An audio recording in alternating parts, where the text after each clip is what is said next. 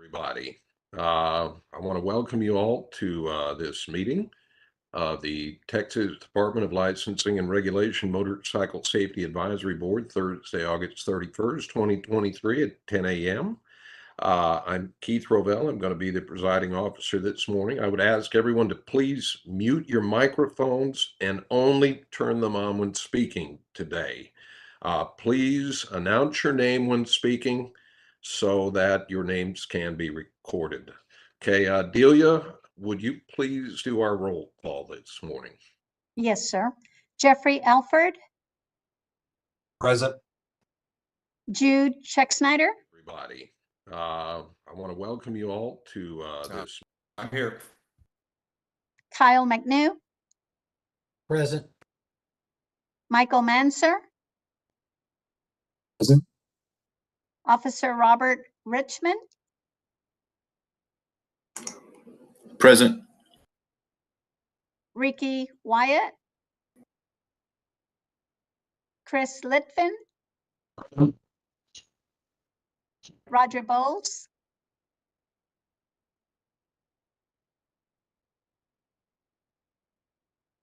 I'm present. Sorry.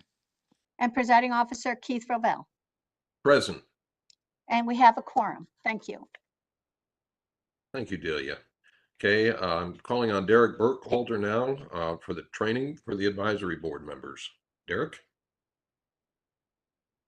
Okay, good morning, everyone. My name is Derek Burkhalter. I'm an assistant general counsel for TDLR. I'm assigned to the motorcycle safety program, as you know. So this agenda item is your regular training about the open meeting laws and open government training. Let me share my screen so we can do the PowerPoint.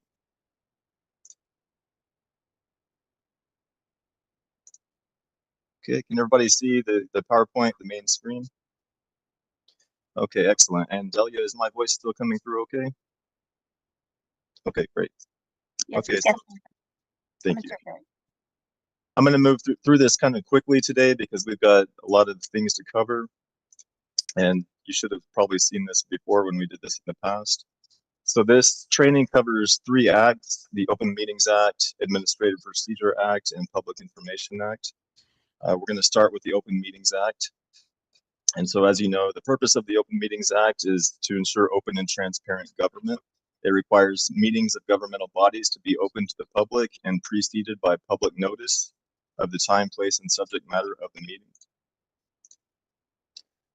Key concept here is a quorum, which is the majority of the members of the board as fixed by statute.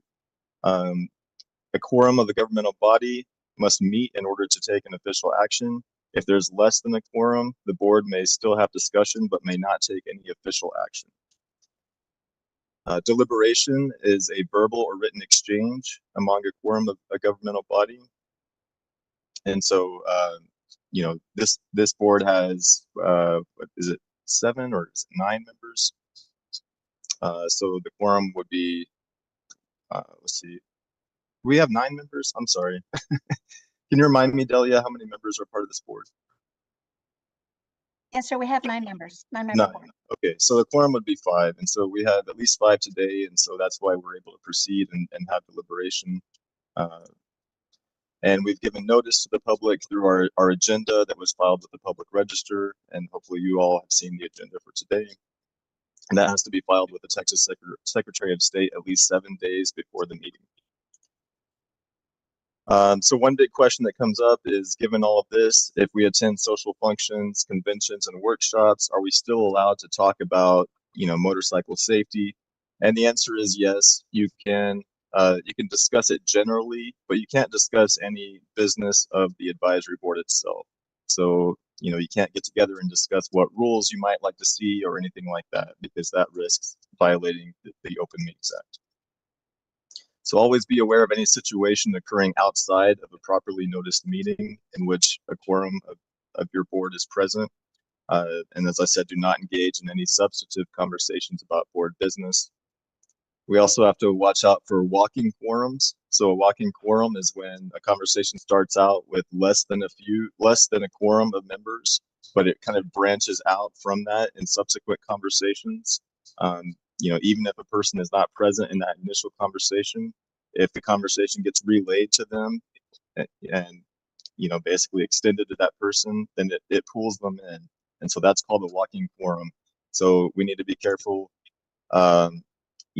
This is especially a concern on things like social media, where, many of you may be able to read the same thing and participate in a chat discussion or things like that.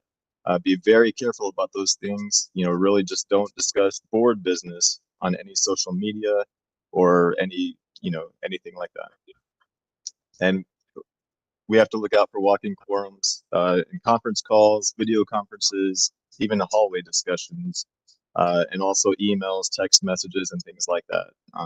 Just it feels like you should be able to send text to each other, but just do not do that about board business.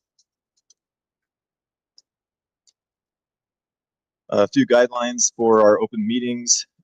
We need to limit our discussions to things that are specific items on the agenda, and don't deviate from that, because we may go into subject matters that the public isn't aware that we might be having that discussion. And the whole point of notice is for the public to know what we will be discussing. So don't stray too far from the agenda, and I will be here to kind of help monitor that. There are some penalties for violating the Open Meetings Act. There are civil remedies. If someone feels that we have violated the act in our meetings, they can actually sue and have our actions or our rules even declared void because they were created through a violation of the act. And there are also criminal penalties possible if you knowingly participate in a walking quorum. The penalties can be a fine of up to $500, confinement in jail for up to 6 months, or both. So be very careful about that. Okay, moving on to the Administrative Procedure Act. And so this is, we call it the APA kind of for short, but its purpose is to establish minimum standards of uniform practice and procedure for state agencies and provide for public participation and transparency during the rulemaking process. So the technical definition of a rule in the APA is a statement of general applicability made by a state agency, and a statement can also be our rules, if it implements, interprets, or prescribes law or policy, or describes the procedure or practice requirements of a state agency. But a rule does not include something that only involves internal management or organization of a state agency, and that does not affect private rights or procedures. There are many sources that kind of spark rulemaking. It could be legislative changes, as you'll see today, advisory board ideas, staff ideas, ideas from the 4-year rule review, or rule petitions from the public. And a rule petition is actually a process by which any interested member of the public, whether they're a Texas resident, business, governmental subdivision, they can actually request that the agency adopt a rule, and then we have to either initiate a rulemaking in response to that or send them an explanation as to why we are not doing so. So this flow chart gives you a visualization of the TDLR rulemaking process. Just briefly going through it, we start with the rule idea, and we have to go through a lot of internal review and analysis to determine the fiscal impact of that rule. Then we have to send those to the governor's office, and they look for any red flags or any non-competitive issues that might exist. Once we get clearance from the governor's office, we then bring it to the advisory board, as we're doing today for the first time, and that is your first chance to take a look at these rules, give us feedback, and possibly make some changes. If you vote to publish the rules, we would then file them with the Texas Register so they can be published for the public to see, and the public would then have 30 days to submit public comments on that rule. We review all of those public comments to decide if there's any merit to them or anything we should bring to your attention. And then we come back to you at a second advisory board meeting to kind of give a summary of those comments and get your feedback on whether any further changes are necessary. Assuming at that point that you vote to adopt the rules, recommending to the commission that they adopt the rules, we would then take the rules to the commission, which is our governing body, made up of seven individuals appointed by the governor. And assuming that they vote to adopt the rule, we would then file another notice with the Texas Register to let the public know that this rule change is coming. And then no sooner than 20 days after that filing, the rule can take effect. And we can make it a longer effective date, but it can be no shorter than 20 days. I'll stop here for any questions on that process. Anything I can help explain. Okay. We also have what's called a 4-year rule review process, and that means the law requires us every 4 years we have to take a look at every one of our rules for every one of our programs, and of course they're on different schedules. But to initiate that, we file a notice of intent to review with the Texas Register to give the public notice that we're conducting the review. Again, the public has 30 days to comment on any rule changes that they would like to see. And we review those comments, we take it to our commission. At that point, they either re-adopt the rules or do not. At that point, we cannot make any changes, but if there's anything identified that should change, we can do a subsequent rulemaking at that point and follow the same process that I showed you in the last chart. And moving on to the Public Information Act. So this is also often referred to as the Open Records Act. This is intended to allow public access to information about the affairs of government and the official acts of public officials and employees. It makes all documents, records, and other information relating to official business open to the public with some exceptions. And this includes any electronic communications on any device if it's connected with agency business. So keep that in mind, and that's a good reason to not ever discuss board business on your cell phone or on your personal email, except for the ones, of course, that go to TDOR. If you do have to use those devices, I recommend creating a separate file that's locked with a password, so that you can keep those separate. And if anything comes up, your whole device won't be subpoenaed. We can just restrict it to that one file that you reserve for that purpose. If you ever receive anything that looks like a request for documents from the department or from the advisory board, please forward that to us immediately, because we need to respond to it, and we have a very short deadline of doing so. We have to respond no later than 10 business days after receiving the request. So every day of delay is really making a tight timeline for us. And we cannot ask why someone wants records. We can only ask for clarifications that might help refine their search. There are some exceptions to what we have to disclose in public information. Those things include dates of birth, email addresses, driver's license, license plate and vehicle records, of course, credit cards and financial records, and medical records for HIPAA purposes. Okay, so that concludes the presentation. Let me stop sharing my screen. I can figure out how to do that quickly. Oh, someone did it for me. Thank you very much. And if there are any other questions, I'm happy to answer it. Otherwise, that concludes this agenda item. All right, if there are no further questions, we will move on to item D on the agenda, which is the approval of minutes from our meeting of August 4th, 2022. Now, board members, you did receive these minutes in the packets that were sent for you. At this time, are there any questions or comments on those minutes?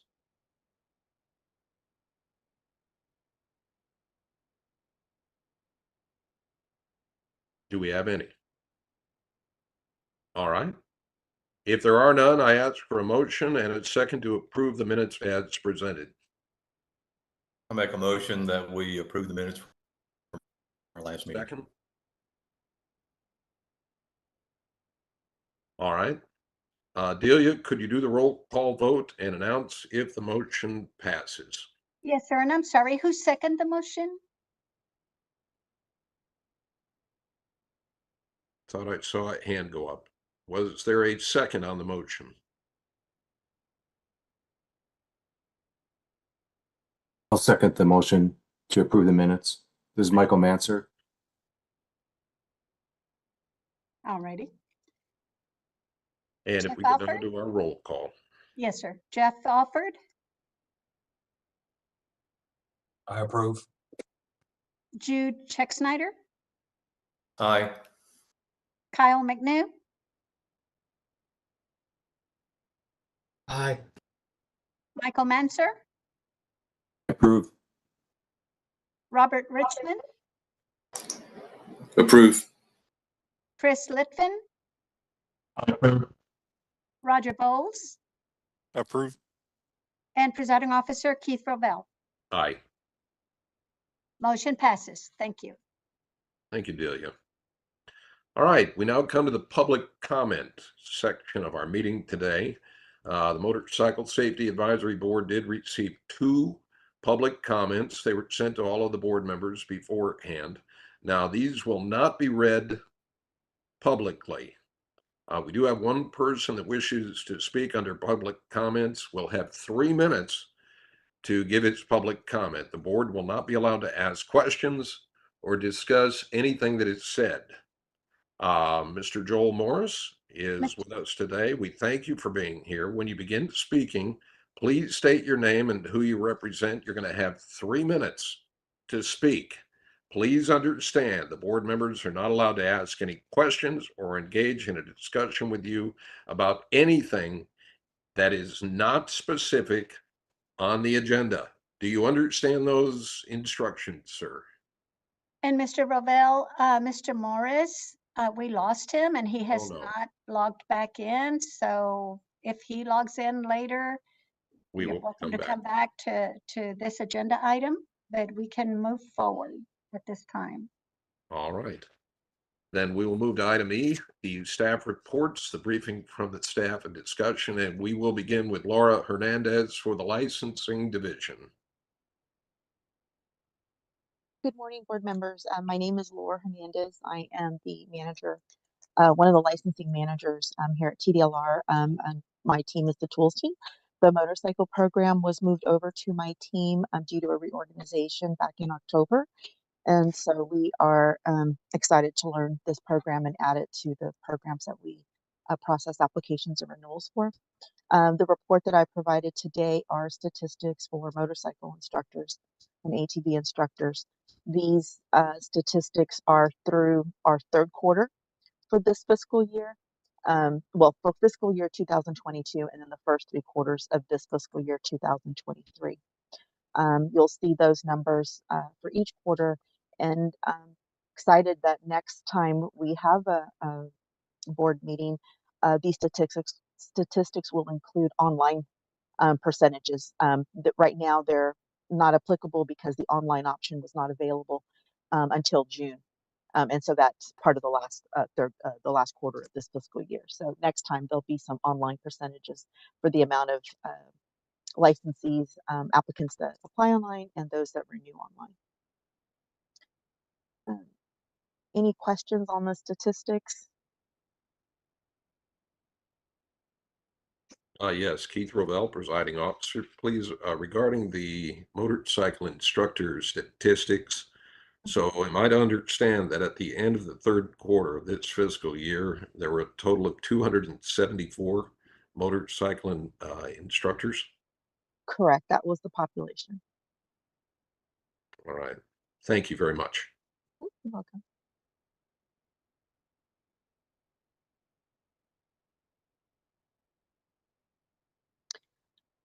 If there's no other questions, under our current projects, we are reaching out to the ATV instructors.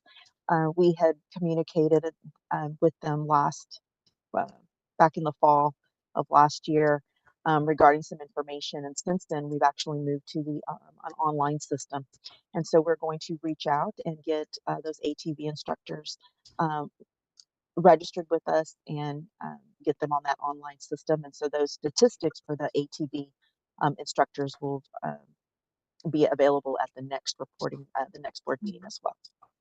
We'll be sending emails, we'll be sending correspondence via letter, letting them know who we are, how they can apply. And so we are sending those out shortly in the next, I'd say by the beginning of next week, if not the middle of September. Thank you, Mrs. Hernandez. Okay, thank you. Okay, we'll move on now to the Education and Examination Division, and we're calling on Michael Strawn for that. Ford? Good morning, Chairman and members. My name is Michael Strawn. I'm a manager for our Education Examination Division, here to give you our report today. As you see on the statistics, we have motorcycle schools. You'll notice a dip in here where we go from 61 down to about 50 licensed schools. There's a couple things for that. Number one, we did some cleanup inside of our database and what we're reporting. There were some motorcycle schools at bases, Air Force bases, things like that, military bases that we removed from our report. And then also, we typically see a lot of renewals around the July and August timeframe. So we expect to see a few more of those come back in with our average or real total evening out to about 55. So a slight dip in the number of schools. We haven't really seen any closures, but that is the reason why you saw that jump down there. Motorcycle school renewals, again, just as you kind of see, June's a big month, August and September are another big months, but we don't have the reporting data. And then moving on down, curriculum providers, we still just have the two in the state, and motorcycle courses. I apologize on this one. We're working with some new management analysts here, and I think we confused them here. We had one new motorcycle course type that we approved for a total of 50 different variations throughout it. That was the EP1 by 11 that you all are aware of. So really, it should show one that we approved earlier this year for in Q1, and then for a total of 50 overall within that time, not 50 each month that we're approving. So I'll get that corrected, and I apologize for that for y'all. Moving on down, motorcycle school audits. I know that this is something that we've been looking at. As y'all may know, we lost one of our valued employees here who has moved on. Mike Sconza, he was performing our audits for us. I'll get into that here in just a second as well.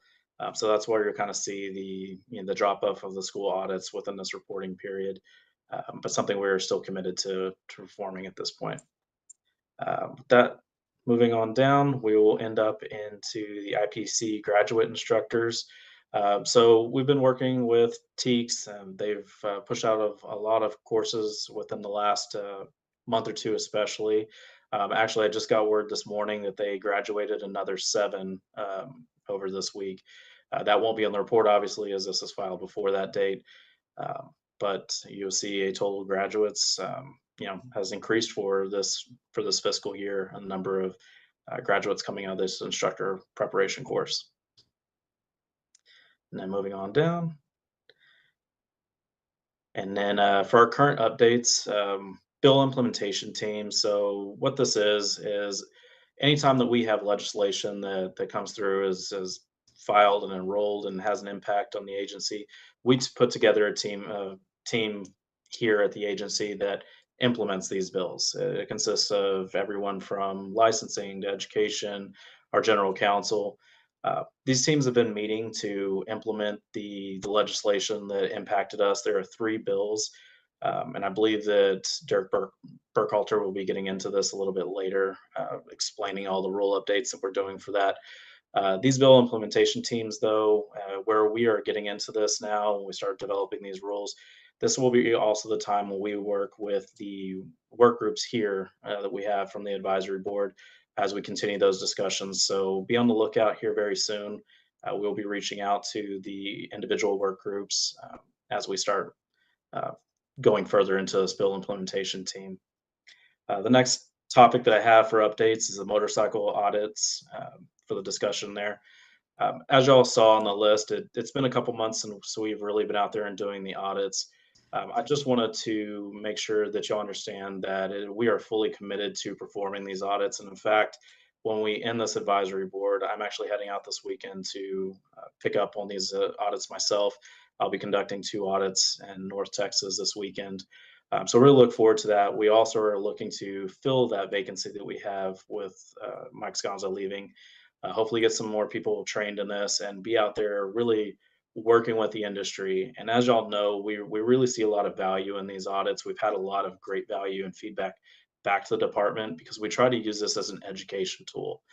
We come out, we talk to y'all to make sure that not only are you, doing what the law and the rules prescribe and the curriculum prescribes, but also if you have any questions, walking through website updates, licensing changes that you may have, or just general questions that your staff may be running into. And in fact, for this weekend, I've made time at both the schools that I'll be visiting to sit down with the instructors and really talk to them outside of just the audit process.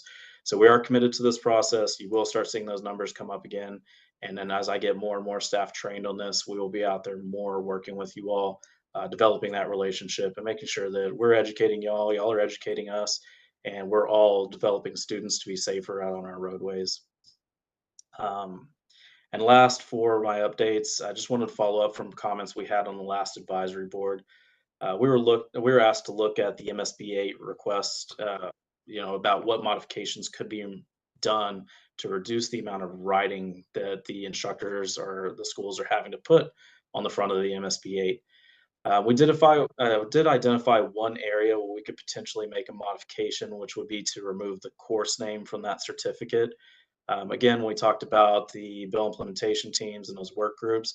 This is something that we can bring forward to our work groups when we start looking at our changes coming forward and see about the necessity or the improvements that we can make on that at this point. And we were also asked about the renewals and applications, the statuses, what could be made on that, what changes could be made to kind of help facilitate faster renewals, quicker payments, things like that. Recently, we actually moved the motorcycle instructors into our Versa program. After this advisory board here in the coming days, you're actually going to get a notification about some of these changes that are happening. So currently, motorcycle instructors, they're able to apply online and renew online. So what does that mean? That means that now when you apply online, your documents are here immediately. Your payments here immediately. There's no chance for us to lose that payment, for the mail to get lost. Also, when it comes to renewals, you can upload your documents, your CPR, everything else that you might need during that time. Your payment's immediate, and that license renewal process is almost immediate at that point in time. It's something we've been telling y'all was coming. We're looking at the same process for our schools to be into this new licensing system, Versa, by the end of this year as well. We're targeting November of this year. Hopefully, we'll be able to make that deadline. But this is going to be a huge improvement for the speed of renewals, the ease of renewals, to be able to check online everything that was submitted, if it was approved, and everything else. So we look forward to that. We hope that you all find that system is serving your needs much better than the paper process that we had. There will be continued trainings. I know that our team, Shan and her team, are working on stuff when it comes to any other developments we make on that with the schools, as far as reporting requirements, data uploads, school management, all of those things. We'll be developing trainings for that as well as it comes forward. That being said, that concludes my report, and I'm open to any questions y'all might have.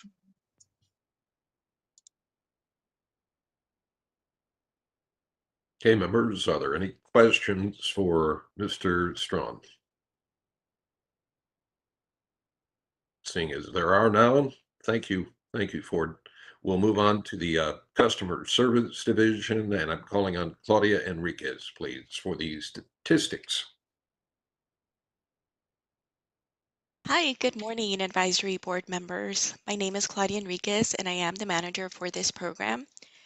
Since we last met, our statistics show that our contacts peaked in the month of June at 61 total contacts for the program.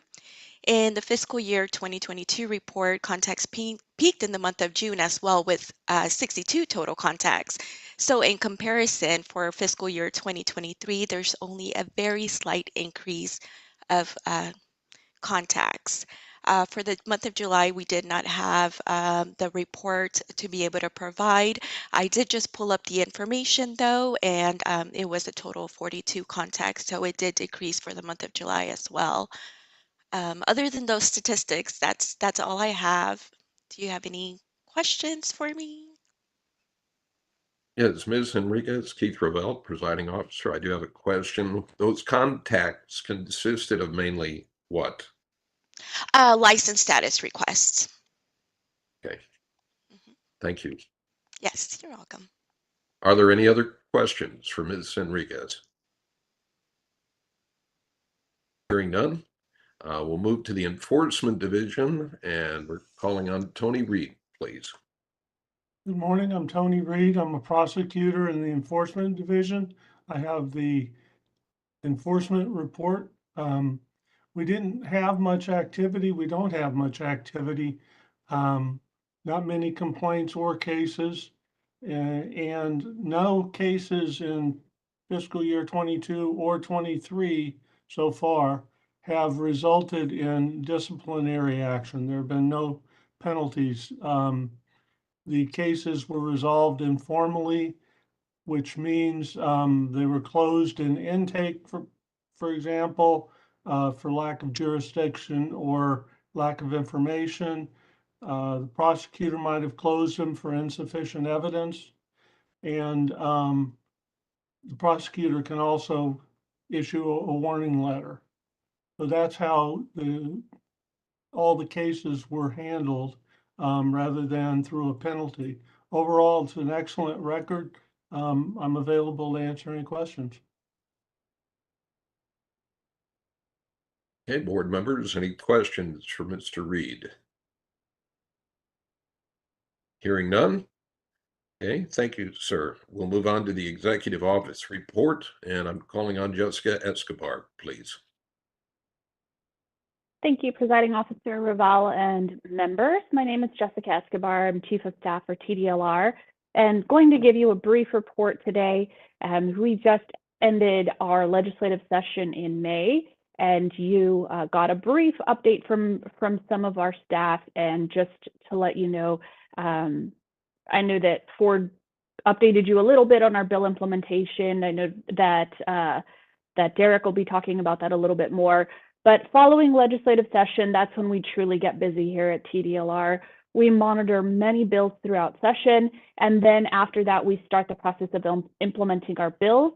So we have nearly 30 bill implementation teams. We gather staff from throughout the agency, our subject matter experts, people from throughout the divisions that will be affected by these bills. Of course, for our motorcycle program, we have a couple of bills that we're going to be working on and making sure that we get them implemented timely. So we're working on those now. We're doing that for many other bills. So we have things from programmatic bills to administrative bills that relate to open records, in information technology, information safety, stuff like that. So that's what we're working on right now. The other big thing that we had coming out of legislative session was our licensing system. So this was a very big project for us throughout session. It's been something that we've been working on. We were appropriated $32.9 million. It's going to be a big undertaking for our agency for the next couple of years, and it's going to take us well beyond the next few years to help our agency. So currently we have multiple systems, and this will help us bring all of them into one location. It'll streamline things, and more importantly, it'll make things easier for our licensees. So where some of our programs are on paper applications, paper renewals, this will make everything to where our licensees can renew online. They can find status updates. So there's many things that we're working on to make sure that things are easier, not only for our licensees, but for our staff, so they can offer better customer service to you in a quicker manner. So that's going to be a big project for us, but we know that it's going to take us over the next few years and beyond into serving you all. So that's what we have going on here at TDLR. We're always here to assist you. If there's anything you need, you know, you can reach out to us directly, and we are here to help you. Thank you, Ms. Escobar. Were there any questions or discussions related to the Executive Office report? Mr. Ravel, Jude Chuck, Snyder Riders representative. I have one question about the total appropriation. Jessica, do you have information on how much of that appropriation may have come from General Revenue 0501? So are you referencing the 32.9 million? That is correct, ma'am. So the 32.9 million is all from general revenue. So none of that will have to be recovered from licensees. So this is not going to be passed on to our licensees. We're not going to have to increase license fees.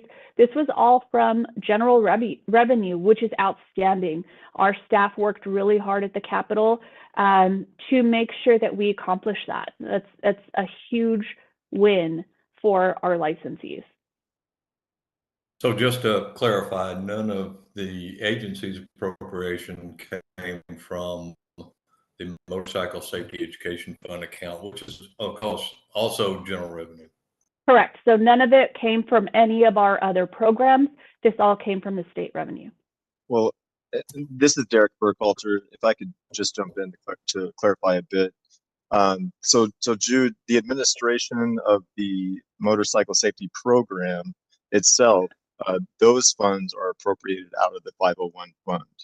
Oh, okay. So that continues to be the way it has been. So the funds that Jessica is referring to are the general revenue funds for the new system and the other programs.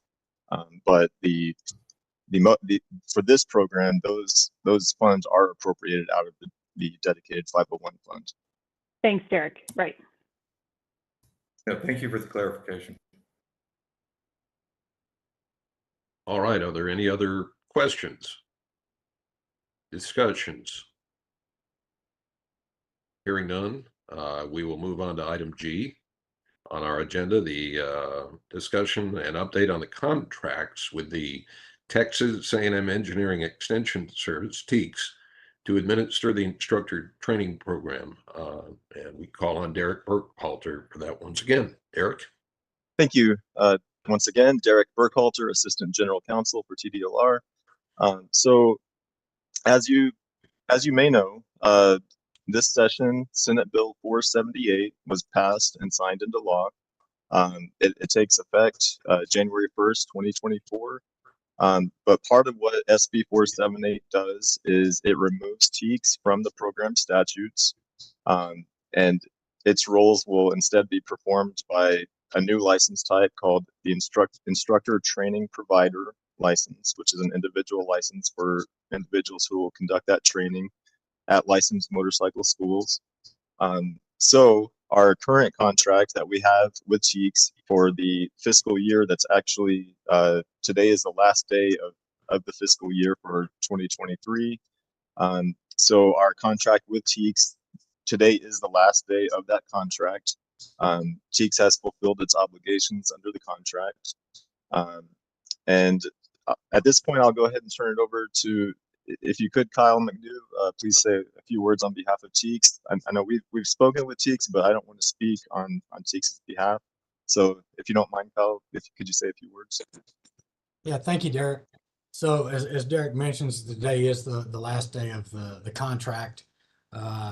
We have here at TEEX, we've had some internal discussions with the administration, and based on some funding that is still remaining, that was part of the contract. Our intention is until January 1st is to go ahead and continue to offer some RCPs and move forward with that. I know we have a couple that we're getting ready to roll out coming up in the near future. And so that's kind of the direction we're going. We're also in the process of completing the work to become a school, and are going to move forward after January 1 and seek the instructor training provider ability also to continue to do the training. And then we've got some other things that we're looking at internally to beef up the program on the civilian side to augment what we do on the law enforcement side. And so that's kind of an overall of where we're going. Just to give you guys an idea, I quickly ran the numbers. There are 46 new rider coaches that have been trained in calendar year 23, including the 7 that just completed up in Louisville this past Sunday. Overall, just to give you an idea, total enrollments that we saw during the time we had the program was 149. Of that, we had 80 new rider coach candidates complete. We had 12 that either failed or failed to show. We had 12 that failed or did not complete or self-removed themselves. We had one individual that did not show. We had 101 total enrollees that made it to the class in some form or another. We had over 48 that enrolled and canceled. during that same period.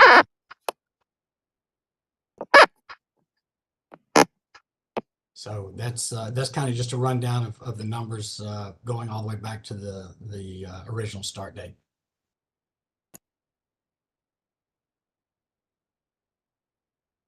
Okay, were there any questions for Kyle or Derek?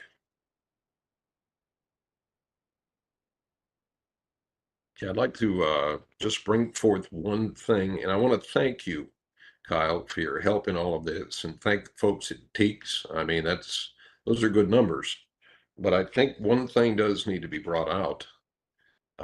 When looking at the program, I did do a little bit of investigation through some records, and noted that at the end of 2021, we had 295 listed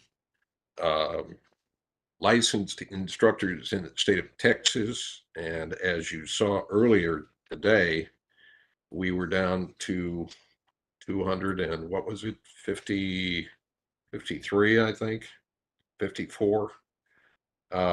So despite the training that was being done, we are 21 less instructors now than we had at the end of 2021. And that's why things need to be discussed, and that's what we will be discussing in the coming months. But again, thank you for that update, sir. And again, thank you for your help. Okay, are there any other questions, discussions, anything else before we move on? Keith, I'd like to comment based on what you just said. You know, it is a shame that those numbers are dwindling. I know for us, it was quite a shock to see the sheer number of people that would enroll and either not show up or not do the prep work on the front side. Yes, sir. And so I'm sure there's a lot of factors attributing. I just wanted to make it kind of clear that I can't, as an organization, we're not able to force those that enroll to show up, nor to do their pre-course work or anything else. And so it just for clarification, I don't think that Teaks is the reason that your numbers are down overall at the state level. I think there's a lot of other factors. So that's all I want to clarify.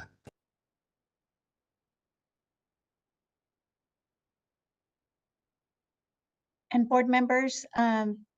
Ravel's camera came off, so I'm wondering that he might have lost power. So can we maybe take a 5 or 10 minute break? Okay, let's go ahead and take a 10-minute break. And oh, there he is. Never mind, we've got him. Mr. Ravel? You're muted, sir. There, is that better? There. My Thank you. apologies on that. We had a minor power outage here in Houston. So again, Kyle, thank you. Thank you for those comments and for your work over the last 2 years. Are there any other questions, discussions, anything else? All right. Lacking any, we'll move on to item H on the agenda, the update and discussion on the contracts with Texas A&M Transportation Institute, TTI, to provide the research, advocacy, and education on motorcycle safety. And once again, we turn to Derek Burkhalter. Derek? Thank you, sir. Again, Derek Burkhalter, Assistant General Counsel. For this agenda item, I'm actually going to turn it over to Mike Manser with TTI. Mike, can you please help us out?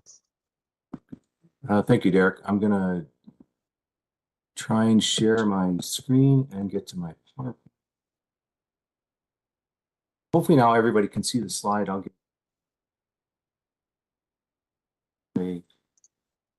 Yes. What I want to do is just provide 5 or 10 minutes of commentary on work that we've done in the past year. First, I want to thank my team. They really did a good job this year. Their names. We've had to interact with them a lot more in reviewing and approving materials and stuff than we did in year one, and they really did a great job. First and foremost, though, I want to thank the riders. We surveyed about 600 riders this year as part of this work. We worked with a whole series of providers in refining some materials, and then work with a bunch of instructors as well. So I want to thank everybody on that end who really helped bring a lot of these materials together. As I jump into this, I just want to kind of backtrack to the very beginning. We had spent some time internally on the TTI side trying to figure out, okay, what should be the guardrails and the guiding areas that serve us as we go through the next several years of this. We decided that topics, of course, need to be topics have to be directly related to increasing motorcyclist safety. And then third, there needs to be an immediate need for this. What we have noticed in the data is that about 30 to 50% of riders killed in crashes do not have an M endorsement, which means they didn't take the basic rider course, which means they didn't get the basic instruction on hazard anticipation, hazard perception, basic motorcycle handling skills, etc., law awareness, another critical component. So we think that there's this strong relationship between taking the class and being safe. So our first year, we really wanted to focus on instructor retention, because what we find is that when people want to take a class, even if they want to get into a BRC, there are not enough classes that are offered. And one of the reasons for that is that there aren't enough instructors to teach the demand for the classes. So we went back to the root cause of this problem, and we're trying to address that. And that starts with this effort to increase the retention for existing instructors. So basically, just trying to put our finger in the hole in the dam to try and stop that loss of important resources that we have. In year two, the year that we are just finishing, we wanted to focus on recruiting new instructors. But we didn't forget about instructor retention. That actually carried through into some activities from year one into year two. So what I want to do now is really focus in on the activities that we did as part of year.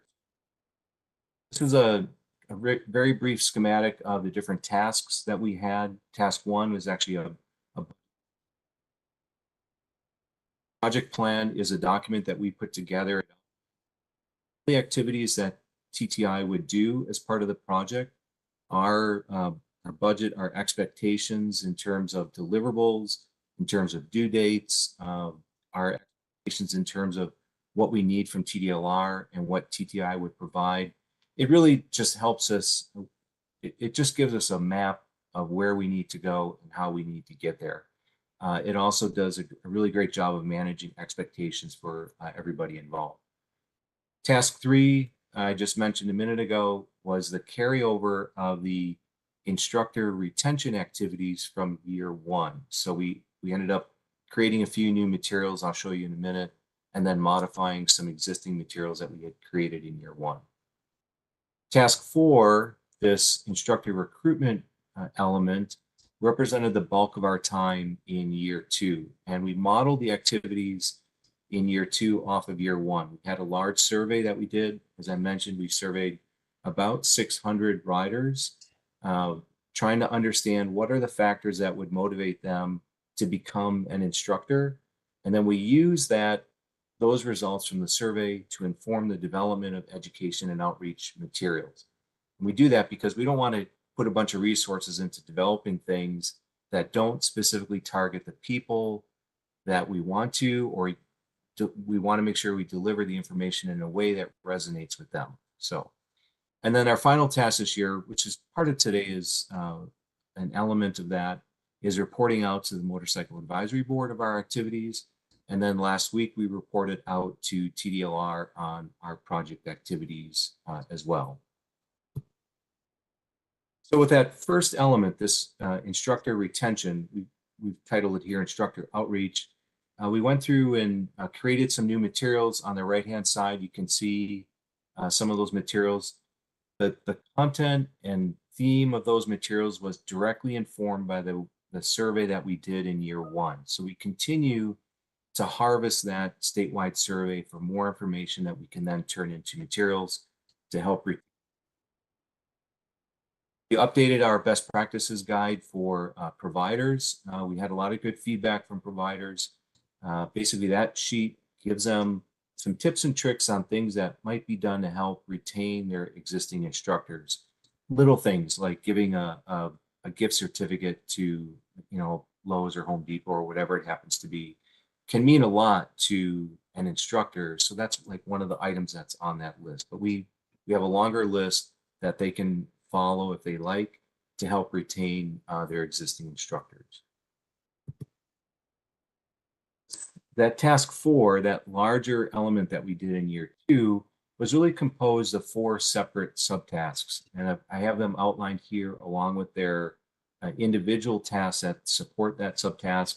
So conducting the survey, preparing the survey and then conducting it, doing the analysis, developing the materials, and more importantly, pilot testing those materials with actual riders was critical to making sure that that information is understandable and well received. And then ultimately we deploy those materials in the real world. So I want to go into just a little bit more detail on each one of these. These are some of the results from the survey that we conducted with riders.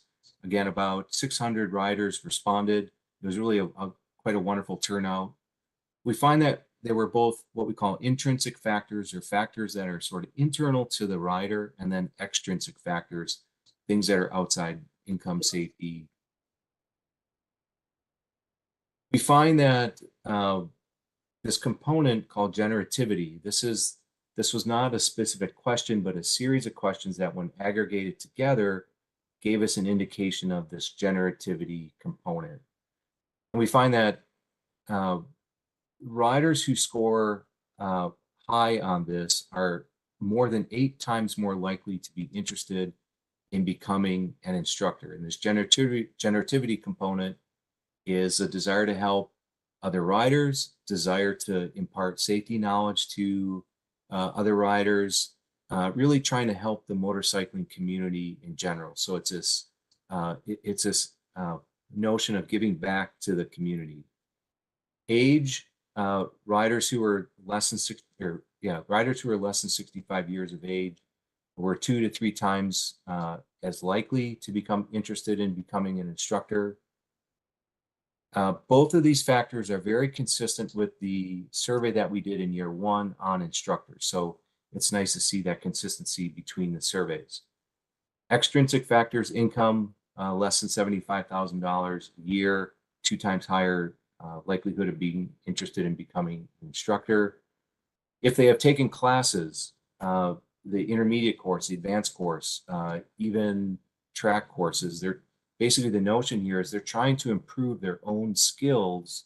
And that's one of those factors that is predictive of people who would want to become an instructor as well.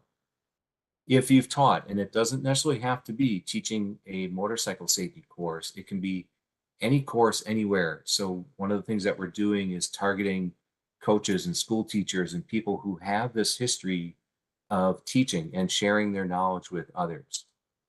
The one I skipped is safety. We found that, interestingly enough, riders who wear chaps or riding pants are much more likely to be interested in becoming an instructor. Really what this gets at is kind of the all the gear, all the time concept, right? If it's easy enough to put on your helmet, gloves, your jacket, and then you kind of get to boots. You can go out to ride, you can go to the grocery store, wherever you're going to go. You can take off your jacket and your helmet. But usually when you get to pants, right, that's a whole different level of commitment, right? If they're dedicated, like jeans with pads in them, you can't, you get to your destination, you're kind of stuck in those for a while. So to take that final step to put on riding pants or chaps, that really shows a strong dedication to that all the gear, all the time ethos. And it's those people who do that significant effort to be safe, that they are more likely to be interested in becoming instructors. We take all the results from that survey. We then kind of look at them holistically and develop a theme.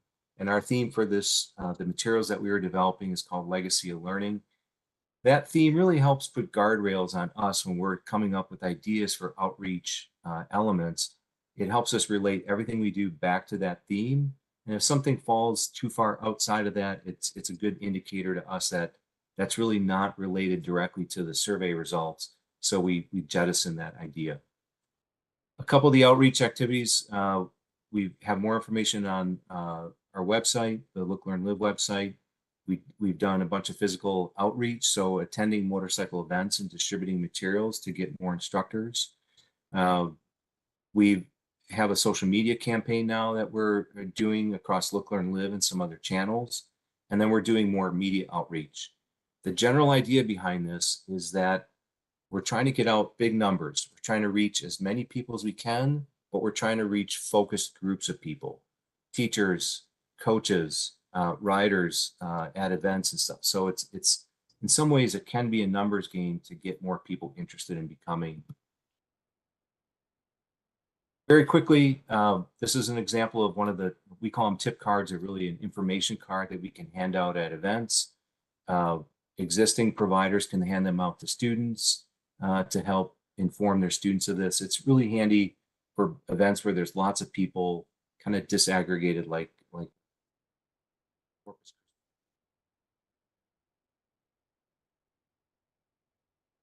instructor recruitment. We developed a second best practices card for providers, and this one is specifically for recruiting and keeping their new students. So it really helps them understand some of the issues that they're facing, things like interviewing them, how to vet them, how to support them when they are going through the class. We think that this is going to be helpful for getting people through that process. We continue with instructor recruitment. We are right in the process of putting some videos together. These are modeled off the very successful videos that we did for the Texas Department of Transportation. Articles, one article is written and 2 others are being developed for magazines, riding magazines specifically in Texas. A podcast that we that produced. This is with Kathy Brooks and Ford. Really quite interesting. If you just do a search by that, thinking transportation, motorcycles or licensing, that will come up on your search. And then social media is the other one that I mentioned. We get to the numbers on the top. All these numbers on this slide relate to the instructor outreach or basically the instructor retention activities that we did. You can see we've had a variety of new contacts in FY23, but that number is much lower than FY21-22. And that's because we did the bulk of that effort in that initial year, and now it's that as we go forward. There's no doubt about that. Materials tracking. These are the new materials that we put together, and I think there's one existing material, but you can see how many we've distributed at events and at different places. So we're making good traction in raising the awareness of the need to retain our instructors. And then instructor recruitment, I mentioned a couple of the cards, the videos, the podcasts, the articles. Some of those things are still in development. It will cross over into the new fiscal year, but definitely that activity will continue. And then I mentioned social media, Facebook, Twitter, Instagram. We had just put together 30 posts, which isn't that many posts. And then we distribute them a little bit differently. So not all 30 go on Facebook and not all 30 on Twitter. They're separated a bit. But you can see the number of impressions or reaches that we get. That represents basically the number of people that we have touched with that. And keep in mind that when we deployed this program, it was relatively late in the fiscal year because we had to do the survey up front, develop and pilot test and all that stuff. So we expect these numbers to keep growing quite a bit in year 2 as we continue this program. Lastly, I want to talk about year 3. We have submitted our proposal to TDLR for the scope of work for year 3. And that is on the right-hand side of your slide.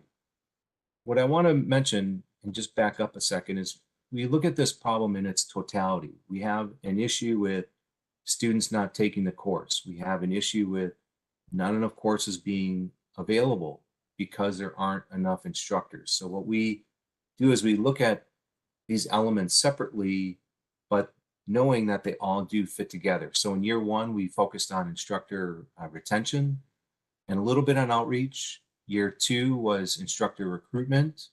And then we continued that outreach from year one into year two.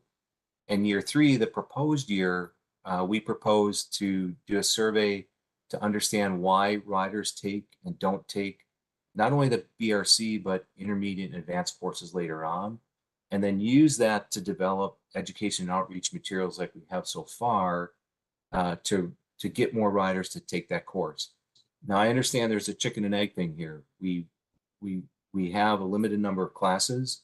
So by encouraging more riders to take the courses, if the courses aren't available, we run into challenges, but keep in mind, it's going to take us, 9 or 10 months to get to the point where we are deploying the materials for the rider recruitment into classes. So it's going to take a little bit. So in year three, we've modeled it off of the 2 subsequent years. We have this fairly large survey that we plan to do with riders.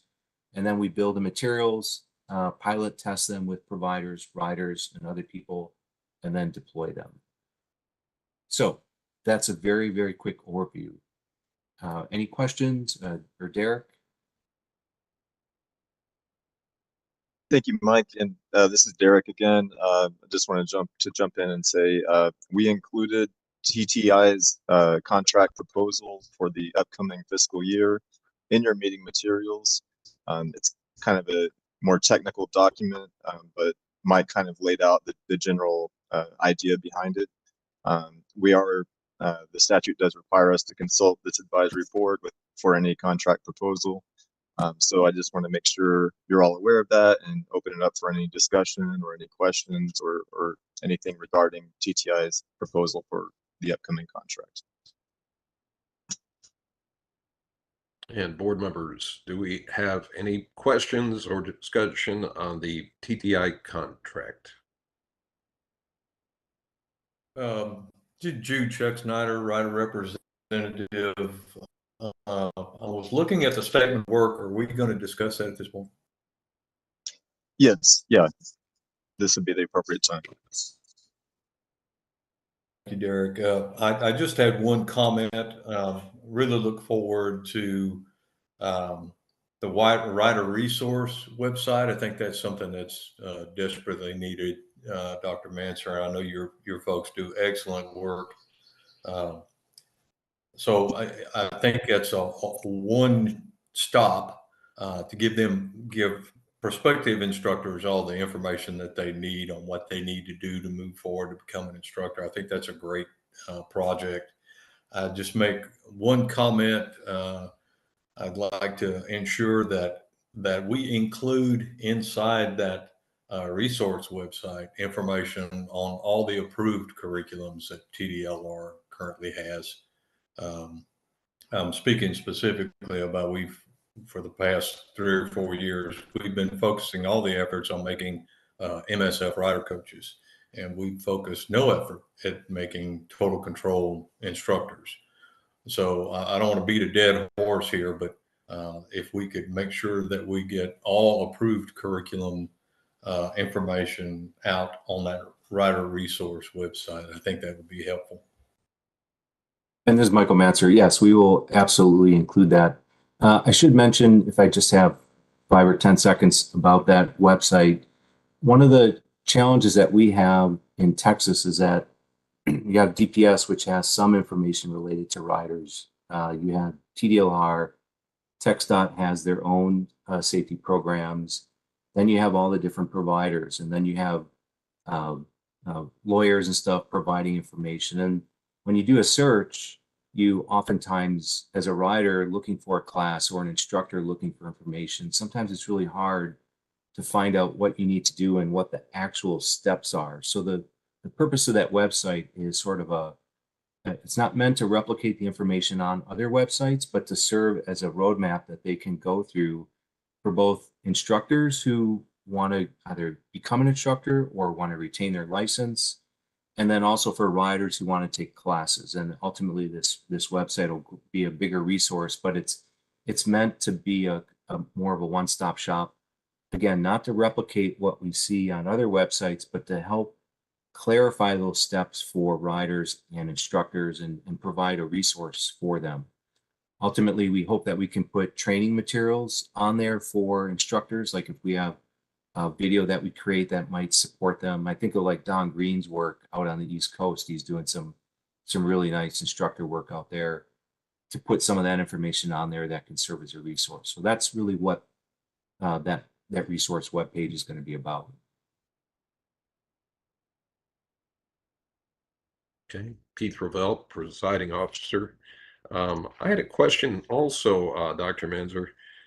Excellent research. I was curious, and maybe Kyle, you could address this also. The folks that, for whatever reason, applied and were accepted into instructor training or dropped out in the middle of it or anything else like that, has there been any research to find out what the stumbling blocks are in the way on the way to becoming an instructor? In other words, what is it that people see or perceive that keeps them from moving forward to that step?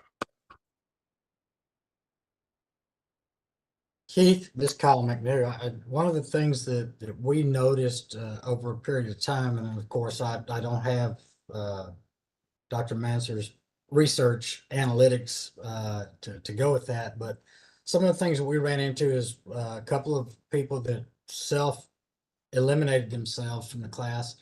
The one that sticks out most recently in my head is they had no idea they'd be instructing out in the heat. And so that wasn't for them. So that was one. And you get some others that show up and they think they're excited about being there, and then they run up against the book work and the academic side of it that has to be done to get out and stand on the range and do the instruction. And they become disillusioned with that, or they struggle with it. And it's just a matter of what we saw in a lot of instances were people that just didn't want to put the effort in on the book work to pass the knowledge exam. It's not that they're not gung-ho about it. And I'll say from my own experience, I've been to some training events that I went as a participant and went, oh, this would be fun to do. And then when you start looking at what the requirements are to become an instructor, sometimes it's a daunting task for those people, and they lose that, or they get that disillusion that this will be fun, and then they realize that there's actually additional work that has to be done. And so that's kind of some of the things that we saw over the period of time that we've been involved with it. A lot of them get there and like I say, they don't realize what the task is, because they've seen it from the BRC side where, oh man, we're out here riding bikes and it's fun. And then they realize that from a rider coach standpoint, you're only demoing, then you're back on your feet for the rest of the day. And so I think that's one of the things that may be a detriment to trying to get people to move forward and completing the rider coach process. And we didn't, this is Michael Manser, we did not include questions like that in our survey of instructors because they've already passed through it and riders considering it. So that's, for us, that represents sort of a middle ground that we haven't addressed yet.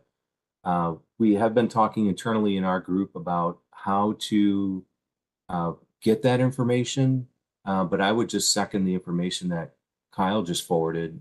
You know, in a lot of cases, there's a reality check, and we get that through anecdotal evidence, people talking to us a little bit, but we don't have any hard data on that. But anecdotally, everything that Kyle said is right spot on. You know, we've done some work looking at what are some of the factors that keep riders from becoming instructors. Things like cost, you know, the cost to go through that, the time it takes. Those are two big issues that are facing them right now. So anything, I mean, internally in our group, we're thinking through like, what can we do to help address that somehow? From our perspective, of course, we can't advocate for any kind of policy change, but at the very least, we can identify what's the problem and then what are some alternative solutions that policymakers or others may consider doing. Right. Keith Ravel. board member. You know, and when you're out there instructing or teaching or coaching, the thing that we're encouraged to do is called gap analysis. And basically, I guess we need to look at this problem kind of the way that we need to look at it when a student is struggling on the range. We are struggling to get people into the program. As Kyle said, we're struggling to keep them in there once they're in there. And we're struggling to retain the folks that we already have. Clearly, I think we need to look at where we are and where we need to be and fill in the gap and see what we can do. And I think we're making headway. We're making headway. We just have to make sure we at least stay even. Thank you, gentlemen. Are there any more comments, discussions, anything else at this time? Yes. We have 3 raised hands, so let's start off with Mr. Chuck Snyder, then Mr. Alford, and then Mr. Litvin. Okay. Thank you, Delia. Jude Schucksnyder, Rider Representative. I have a couple of quick questions. Both of them are funding related. First one probably for TDLR. Of this appropriation for network, I think that's $285,500.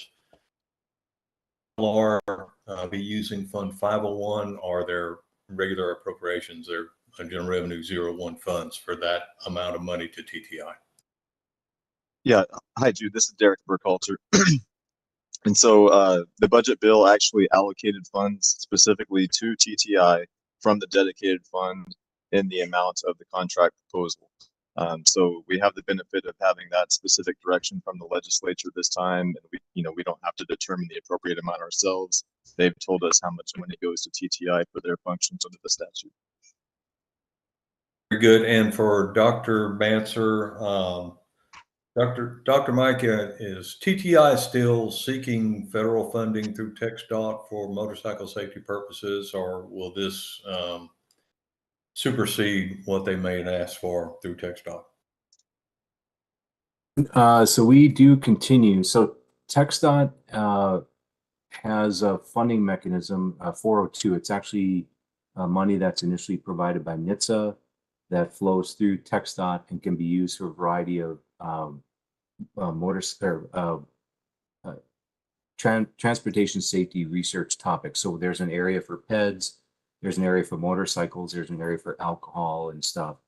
And TTI does, yes, we typically go after we apply for a portion of those funds, and we anticipate continuing to apply for funds in the motorcycle area. So we have a couple projects right now. The large Look, Learn, Live activity that we have that's been ongoing for a number of years. That's a grant that's funded through a grant from TxDOT. That's part of this 402 program.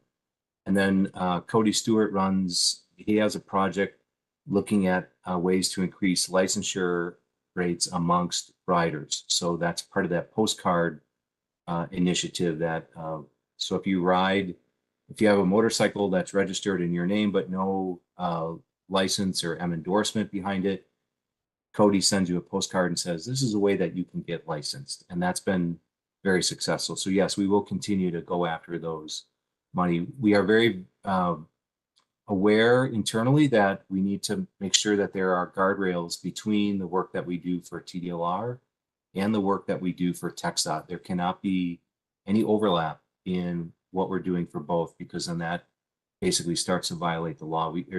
At least the perception that we're doing the same work for 2 people but getting paid twice for it. So we make sure that there's a separation there. Yeah. All right. And Mr. Litvin. Sorry, Jeff. I'd just like to echo both things that Kyle McNew said, but I'd like to focus on one. What I got from what he said was he pointed out 2 sides of the problem with people not successfully completing the rider coach prep course. One was that they didn't understand or were not willing to put forth the effort on the book learning side to pass the knowledge test. I don't disagree with that. I agree with that. But on the other side, he said they don't understand or are unable to do the physical part of being on the range. And that's what I'd like to focus on, and maybe provide some feedback to Dr. Manser. Dr. Manser had said we could look at some things to address this, and then we could make some suggestions to implement these regulatorily. But we may not even have to go that far. So here's my suggestion. I've been doing this for a long time, and in the past, it was required that rider coach candidates complete range aid sessions, meaning that they were out on the range as an instructor, not as an instructor, but the instructor side of the experience for 3 classes. And as Kyle said, they may be required to be in the BRC as the rider side, which is it's totally the other side of the fence from where they're going to be as a coach. So I'm not even necessarily recommending that we require legislatively or regulatorily that rider coach candidates must complete a certain number of range aids. All I'm suggesting is that if we put out information on how to become a rider coach, one of the things we could put on there is that it's highly, highly recommended that you go talk to your sponsor who you're working with to become a rider coach and make sure that you do range aids with them if at all possible before you sign up for at least one range aid minimally before you sign up for a rider coach prep class, because a large percentage of coaches think that they want to do this, but they don't really understand what it entails, whether that be effort-wise or whether that be physical, your physical abilities, whether it be a bad back, a bad knee, just unable to stand on a hard surface for 8 hours, to be in the heat for the day. Maybe the personal interaction, if they're an introvert and they're just not comfortable speaking in front of a group of people. And in addition to that, once they do that and they understand what they're getting into, this will weed out some of your candidates so they don't take up seats or take up space in the enrollment process for rider coach preps. And B, I think if they do range aids and understand what they're getting into, and this really is for them, it will help to motivate them and show them why it's important to do the book work and to put in the effort. So I've been a big proponent of range aiding ever since we lost that. And I understand there's some downsides to it, but in my perception and my experience, the upsides greatly outweigh the downsides.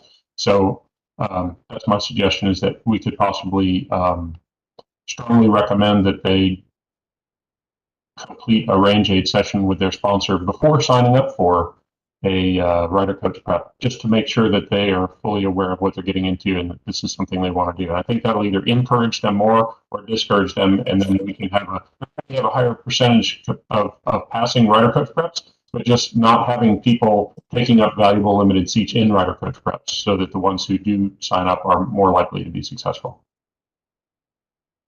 And this is Michael Manser from TTI. I will say that one of in our best practices provided to providers, it did include that item in there, but we can certainly emphasize that to a much greater degree in the future. And I think that's an excellent idea. Thank you.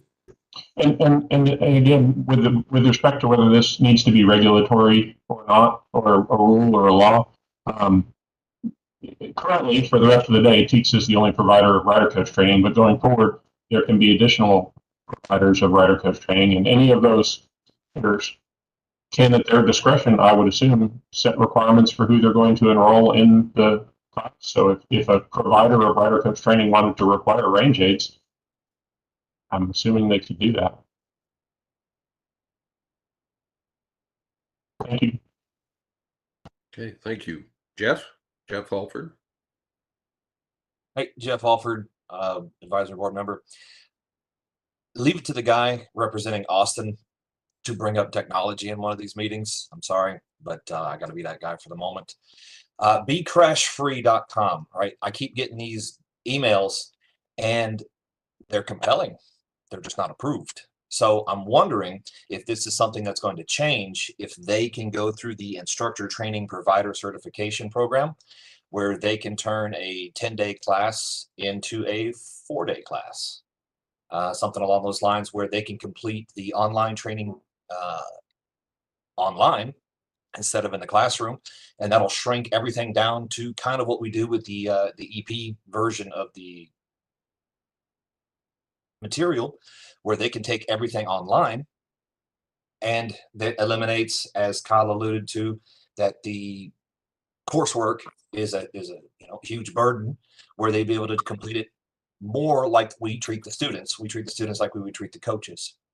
Complete their coursework there, gives them a better understanding of exactly what we expect of them, and then we can focus on the range side. Now, I can't help you with the range side. Hot is hot, and if you don't realize motorcycling is an outdoor activity, well, maybe we should increase that licensing time from 2 years to 10 years. Because if you ain't gonna learn it in 2, that summer is hot and asphalt's warm, I don't know what to tell you. So, but that's my 2 cents on that. So we might want to look into something like that and look for a future agenda item on how to approve an online curriculum, since it already is MSF approved.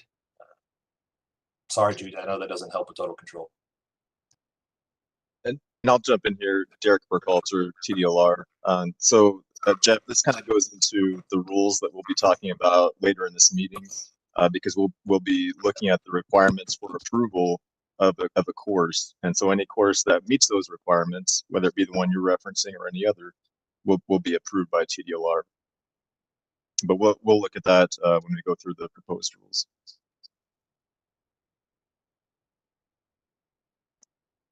Okay, thank you. Keith Rovell. I just had one additional question for Dr. Mike. I just need a backfill on this, and sorry I didn't bring it up earlier, but I saw the contract $286,000 plus change. Is that just equivalent to what there has been in the past? And this is Michael Manser, and maybe Derek can fill in some of the details as well. So the year one, our budget was 235. Year two, the budget was 235, and then this year, it was, I think it's 287,500. And I think Derek, you said that amount was determined by the legislature, if I remember right. So we sort of build our statement of work around what they have told us we were allowed to spend. Okay, thank you. Thank you. Are there any other questions, comments at this time for Derek or Dr. Mike or anyone else?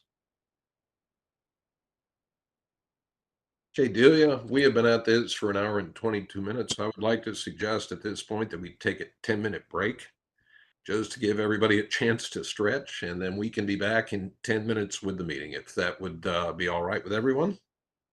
Yes, sir. Okay, very good.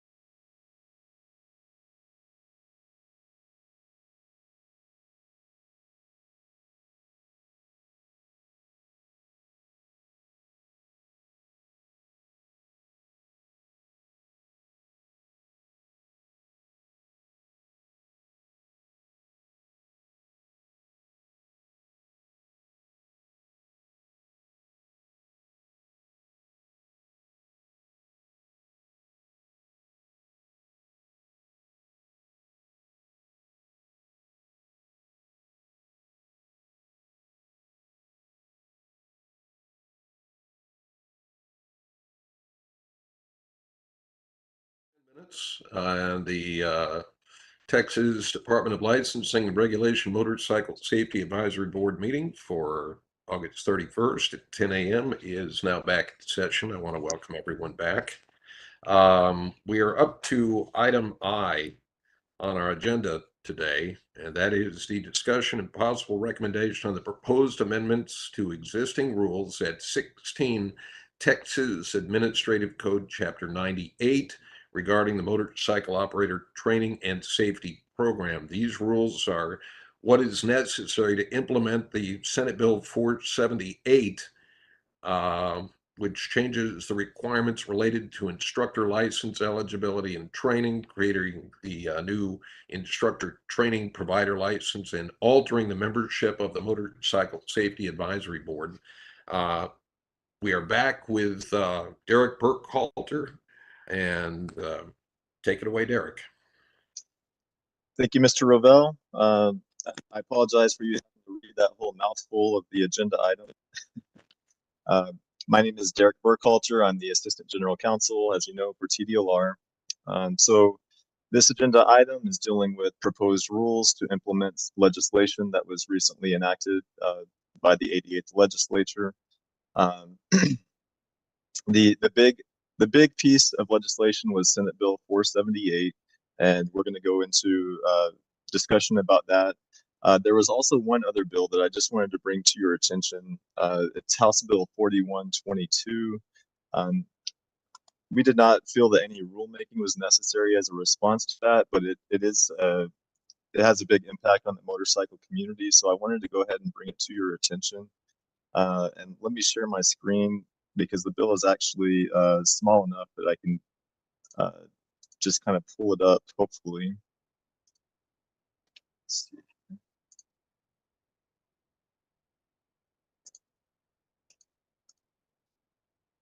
Just give me one moment.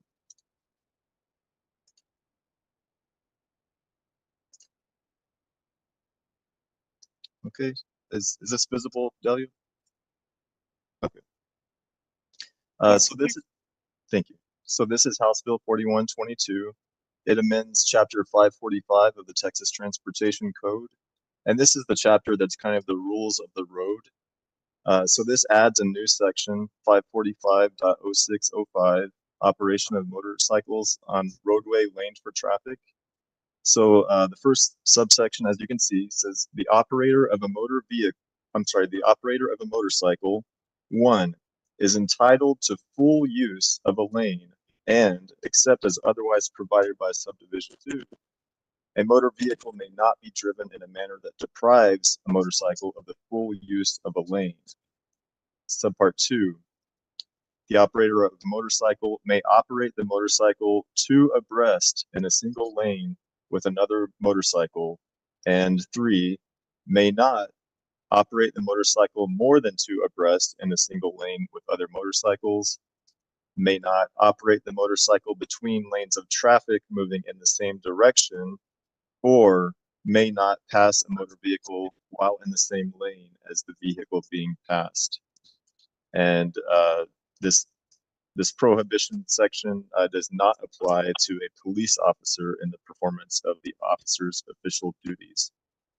So this act takes effect tomorrow, actually. So because it is really just a rule of the road, we at TDLR did not see a need to make a rule for our program in response to it. We just want everyone to be aware of this change in the law, and especially the motorcycling community. So having said that, I'll just open it up for any discussion on that note before I move on to SB 478.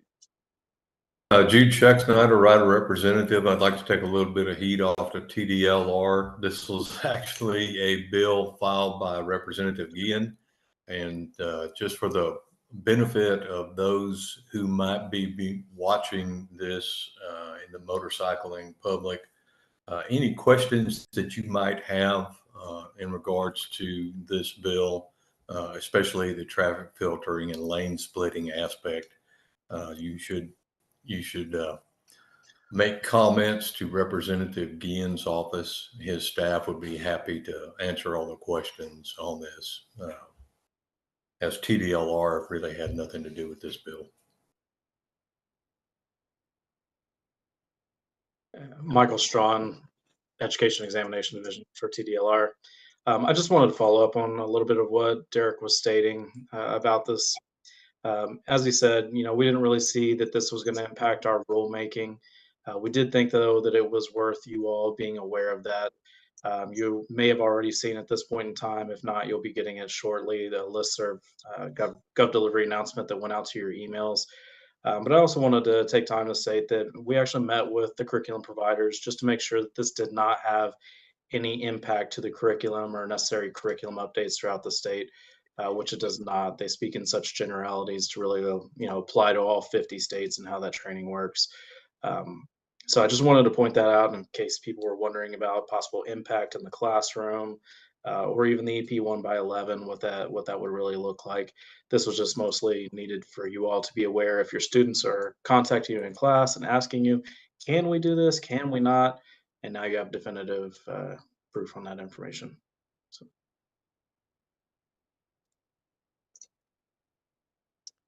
Okay, thanks for that, Ford. I'm going to go ahead and move on to Senate Bill 478. This is a little bit of a longer bill. I included it in your meeting materials. I'm not going to try to show it on the screen unless we need to address a specific provision and take a look at that provision. So let me just kind of summarize it for you briefly. So SB 478 changes the eligibility requirements for an instructor license by adding a requirement for the applicant to not have been convicted during the previous 3 years of 2 moving violations that resulted in an accident, or 3 total moving violations. You may recognize that because that's the same language that came from our rules, the way that we had written our rules. So that actually made it into the legislation. So kudos to you all. Also, it adds an eligibility requirement for the applicant to not have been convicted during the previous 7 years of driving while intoxicated or certain similar offenses. Again, that was also matches the rules that you had added for the instructor license. So the legislature agreed with your judgment on that. And finally, SB 478 adds a requirement for an instructor license applicant to submit fingerprints for a national criminal history background check. And that is a new requirement. So we'll have to implement that and make sure that every instructor license applicant is screened through an FBI background check. A few other things SB 478 does. It changes the requirements relating to instructor training by replacing the existing requirement for the training to be administered by TEACs, instead with a new requirement for the training to be conducted at any licensed motorcycle school by a licensed instructor training provider, and that's a new license type, in accordance with department rules and a course curriculum approved by the department. SB 478 creates the new instructor training provider license and requires an applicant for that license to have held a motorcycle license or a Class M endorsement for the previous 2 years, to submit fingerprints for a national criminal history background check, just like the instructor applicant, and meet any additional requirement adopted by rule. So we do have some flexibility as a board and as the department to add additional requirements for that license. Finally, SB 478 also alters the membership of this advisory board by replacing the existing representative of TEACs with a member who holds an instructor training provider license. And again, the bill takes effect January 1st, which is why Kyle is still here with us today.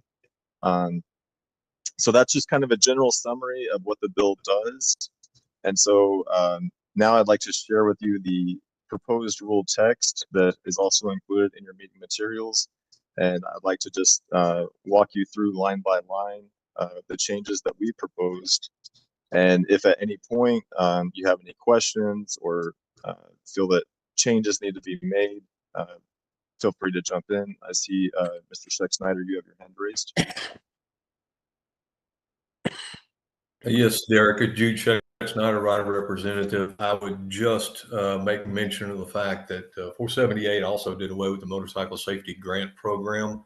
I think it would be remiss if I didn't say something about this as a rider's representative. This is something that the motorcycling community fought for years and years as utilization of GR 501 money, which, as you all know, is all motorcyclist fees. It's not tax money. Motorcyclists feel a greater degree of ownership of 501 because it's derived strictly from motorcycle rider fees. So we were hopeful that when this program was initiated, and I'm talking about the grant program, that perhaps this would be an avenue to get those fees from the Motorcycle Safety Education Fund account back to riders in order to give them an opportunity to utilize those funds, either an individual or instructor training. And I would just say that I was very disappointed that this program went away. Now, I say that I understand the realities that no agency was willing to take on this program, but still, I think it's a sad day that program actually went away. Yes, and thank you for bringing that up, Jude. You are correct. It did remove the provision providing for that grant program. I will say on behalf of TDLR, we were never actually appropriated any funds to actually, to make grants essentially. So, just because the money is there, we can't just decide to distribute it out as we please. We're only allowed to use the funds within our appropriations. So we were never actually appropriated enough money or money for that purpose. We also did not have any staff members with the training that's necessary to coordinate a grant like that. So I can't speak to the reasons the legislature did that, but that's the reality from TDLR's viewpoint of, why we were not able to actually utilize that provision. I see Mr. Lippin has his hand raised. Thank you, Mr. Burkholder, Chris Lippin, Motorcycle Training Center. I mean, I know that there's probably nothing that TDLR can do about this, but then the question becomes, if there's no way to access or use this money, why is it being collected? And that would be above my Just leave that there. I understand you probably can't address that, but it just seems contradictory on its face. Yeah, and that's one of those, what was the legislature thinking? And we don't know. I can't say, and so that's where we are. I can guess, but I won't. Okay, let me share my screen. Just give me one moment.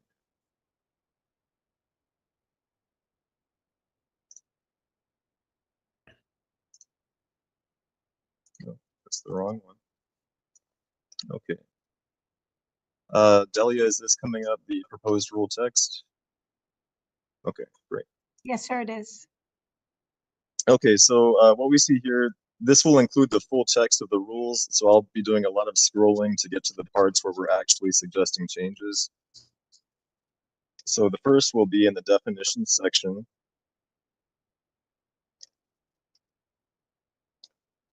We're removing the definition for incident. I will explain more about that later, but we are proposing to go away from reporting incidents and instead reporting injuries. Again, that'll be later in the presentation that I'll get to that. We've altered the definition of instructor. Basically, we wanted it to match what's in the statute. The same with instructor training course. It was previously called instructor preparation course, but now that we have that term in statute, we're all throughout the rules, we'll be changing that term to instead call it the instructor training course. And again, the substance of the definition matches what's in the statute. The same goes for the new license type, instructor training provider. That's, of course, the new license type that entitles an individual to offer and conduct instructor training courses for consideration. And finally, we altered the definition for motorcycle school, again, just to match the statute. Mr. Lipton? Mr. Burkholder, do you want comments and stuff in line now, or is this something that we're going to have a work group on later, or how do you want it? I mean, if you have comments, we'd be happy to hear them now. Before, I just want to kind of say generally, you know, we're on a very tight timeline to get all this put into place. And so from TDLR's side, we were just kind of, with this rulemaking, trying to get kind of a bare bones structure in place. And then we can work with you all through work groups and through advisory meetings to improve the substance of that. So we're asking you to keep that in mind as we go through this, that we're not trying to get it perfect in this go around, because, you know, to some extent, we're kind of feeling our way through this ourselves. And so, you know, our hope here is to just get the fundamentals down. You know, we're not seeking perfection at this point. Okay, I'll keep it brief, but I think it's important. A motorcycle school is not a person. Usually, it is an entity. So I appreciate the desire to be in agreement with the legislation, but that's a well-defined, legally defined term, and I'm not sure it's accurate to refer to a motorcycle school as a person. They probably should be an entity. Well, and so a person, as you see down here in line 12, generally in every Texas statute, it feels weird, but person refers to either an individual or an entity. So, you know, that's kind of the terminology that's often used. Thank you for that clarification. Absolutely. We did remove the definition for TEECs because they are no longer a part of the program statutes. So all they will have their own continuing efforts, possibly as a licensee under the program. They're no longer specifically referenced in the statute. So those were the few definition changes.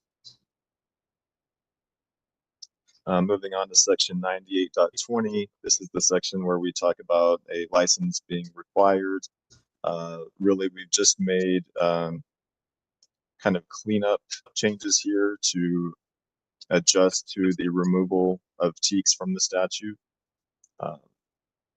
So there's not really any substantial changes here that would affect anything. It's mostly just conforming changes to the statute. Moving on to the instructor license eligibility provision. This is where there actually were quite a few changes. So as far as the instructor training course, you know, it must be department approved. We're again changing the terminology to say instructor training course instead of instructor preparation course. For the convictions in the preceding 3 years, we've just made the change to correspond to the statute to say that, you know, it's these moving violations described by the transportation code or comparable offenses committed in another state. And that just allows us as a department to consider out-of-state violations as well and not limit it to those stated in the Texas Transportation Code.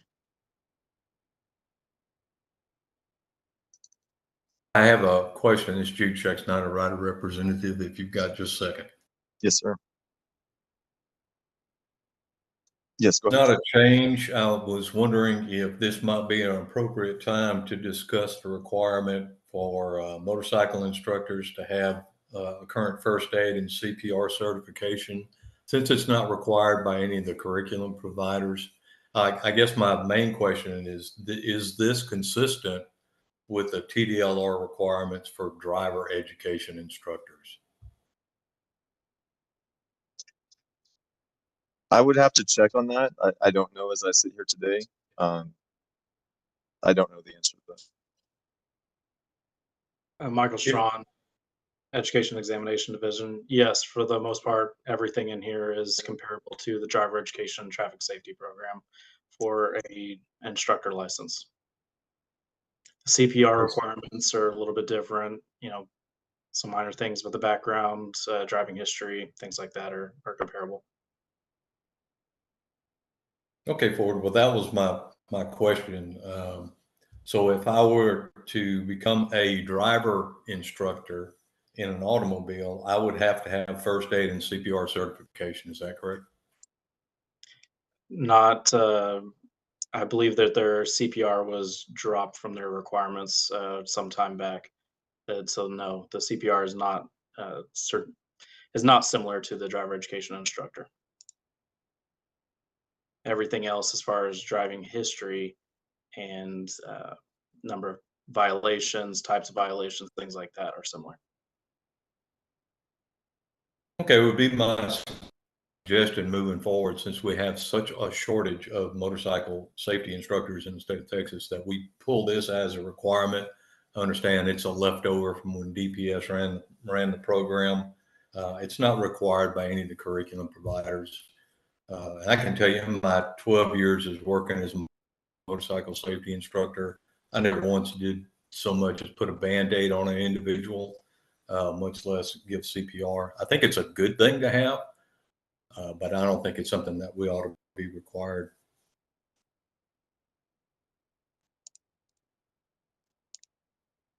Okay. Well, I guess this is something we can discuss as a group. Are there any other thoughts or opinions on removing the first aid and CPR requirements? Keith Ravel, presiding officer. Derek, I would agree with Jude on this. It is just one more barrier we're putting up to make it more difficult to become a motorcycle safety instructor. It is not required by Total Control. It is not required by MSF or any of the other curriculum providers. If it is not consistent with TDLR's own rules for driver education, I mean, I see no reason to have it in there at all. Yes, Mr. Lipton. I've got to agree. I'm a big proponent of keeping our requirements in line with the curriculum providers' requirements, and I agree with Jude that it's a really good idea to have those. But I've got to agree that it shouldn't be a requirement. And as a sponsor, nothing's precluding me from requiring my rider coaches to have that if I want to. I don't, I can do that if I feel that that's important. So I would agree that we should remove this as a requirement. Okay. So we can certainly make that change here. This may be something we want to take a vote on at this point. That way we kind of know moving forward, and it's not something we have to address in one big vote at the end. So, Mr. Chairman, I would propose that maybe we just take a vote on maybe this particular issue, and then we can, move forward with it. Derek, Yeah. I'm sorry to bother you. Officer Richmond raised his hand. Okay, I'm sorry. Please, Mr. Richmond. Thank you. I want to agree with both of them and all of them in the discussion about the CPR qualifications. That's what my original intent for raising my hand was, because I think across the sections of those programs that TDLR regulates, especially with the driving instructor program, that I think it should be consistent across the board. I think that would show fairness to all of the programs as well. But having said that, I do make a motion that we remove that portion from the statute. Okay, do we have a second on that motion? I second. And Delia, could we do a vote on that? Yes, sir. And I'm sorry, I did, because the rules are up, I did not get the person who seconded. That would be Jude Mr. Scheck-Snyder. Scheck-Snyder. Okay. All right. Jeffrey Elford, Nay. Jude Scheck-Snyder, I vote to remove. Kyle McNew,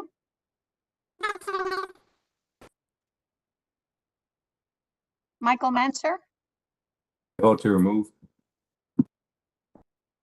Chris Lipton, I vote to remove.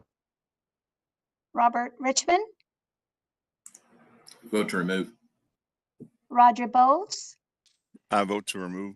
and presiding officer Keith Ravel. I vote to remove. Motion passes. Okay. So I'm going to just use track changes mode to indicate the removal. I just want to make sure we all understand that these changes will have to be sent essentially to the governor's office to make sure, there are no red flags with them. But, if that is the case, that they're fine with it, then we will include the changed text when we actually publish the proposed rules. So with that, we would also need to change the numbering of the remaining provisions. I'm just going to indicate that really fast.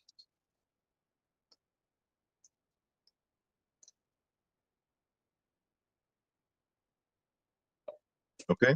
Paul for advisory board member. Mr. Burkhalter, could you clarify what you alluded to earlier about removing incidents in lieu of injuries while we're in the middle of this? Yes, that's a good idea. Actually, let me skip down to that.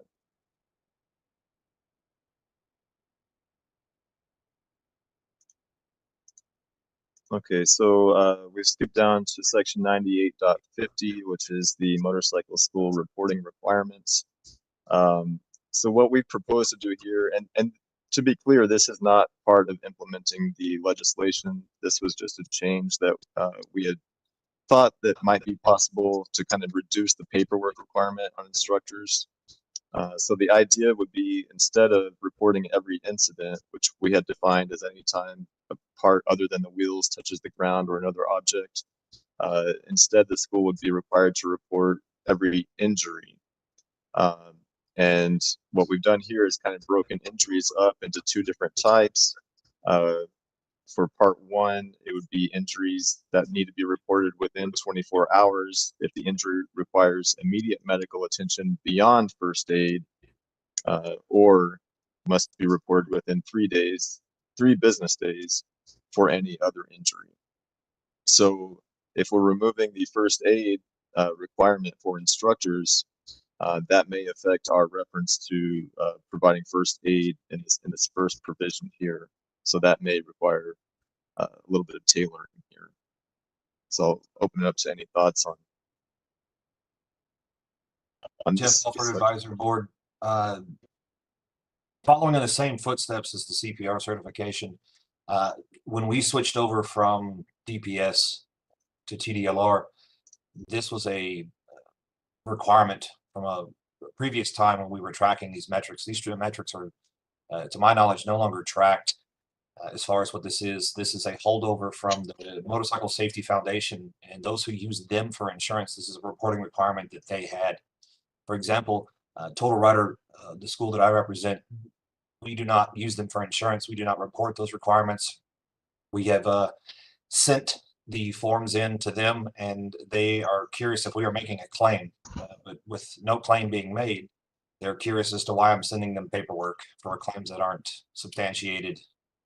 So this would be my vote to remove this section, and it becomes a reporting requirement to your own insurance company if that needs to go that route.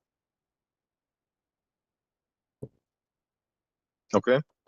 Let's treat this issue the way we did the previous one. Any discussion? Let's have the discussion, and maybe let's vote on removal of this provision, if that's where we want to go.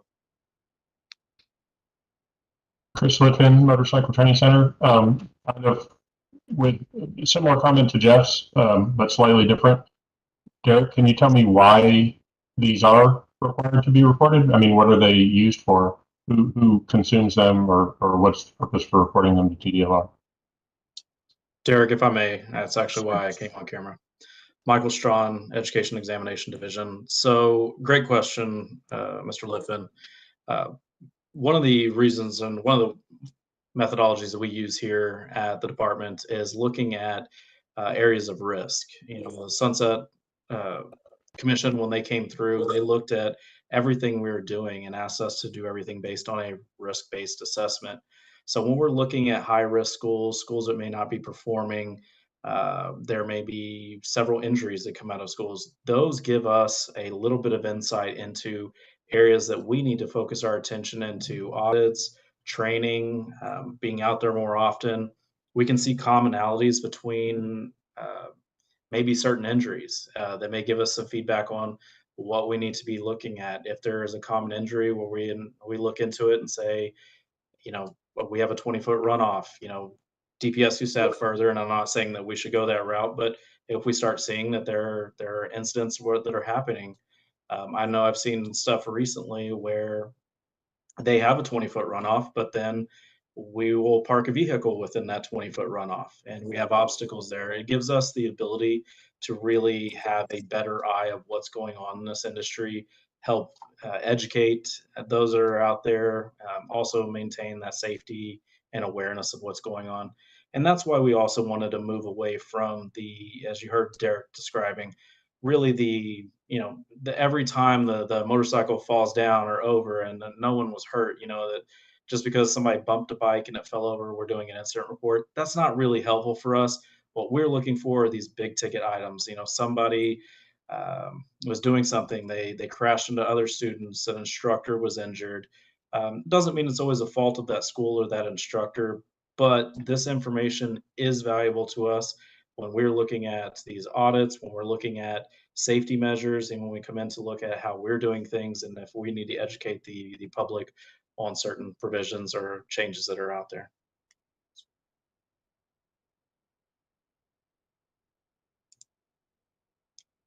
Mr. Liffin, you're still muted.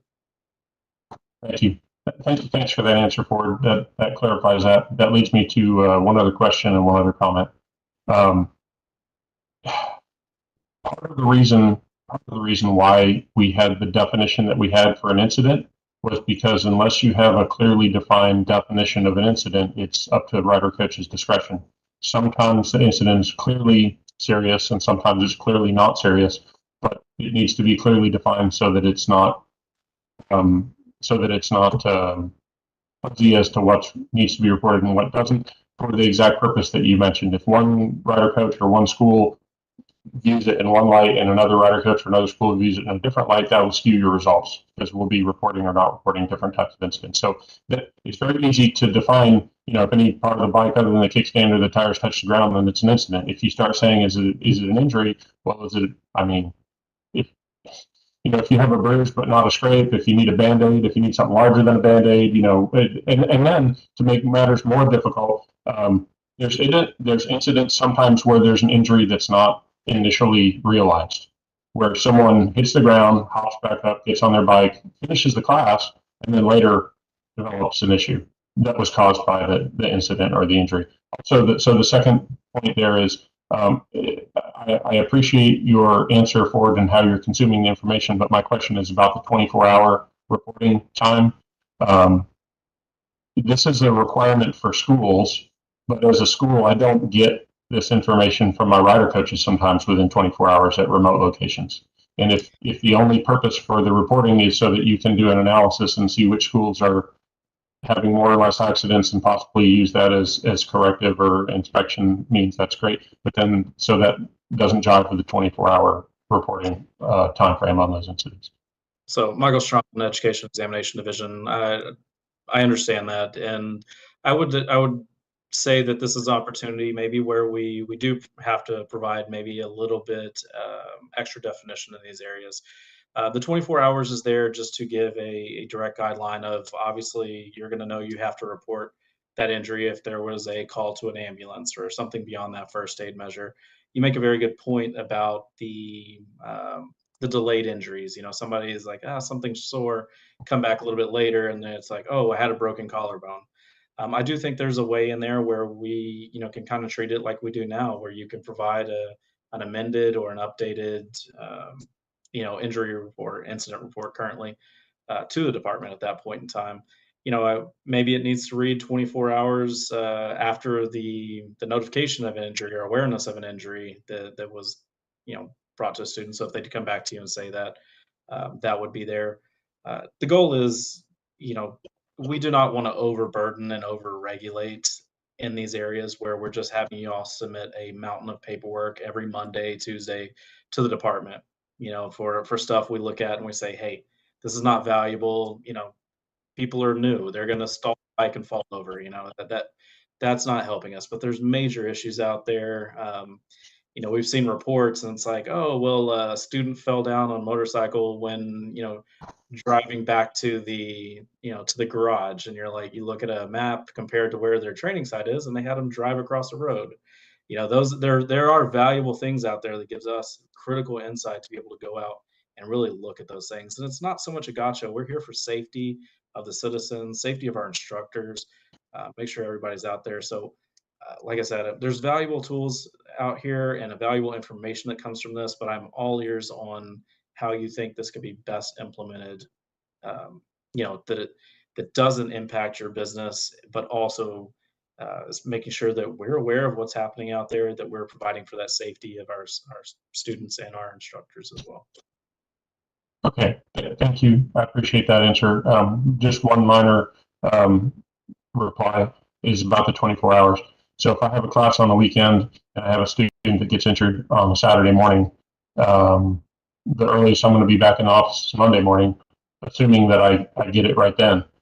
So I appreciate the need to report those in a timely fashion. But with remote sites and multiple sites, and to be honest, the person who does the processing for that stuff in our office isn't even here every day. They're here like 2 or 3 days a week. So if there's a serious accident, you know, we can expedite that and someone else can take care of that.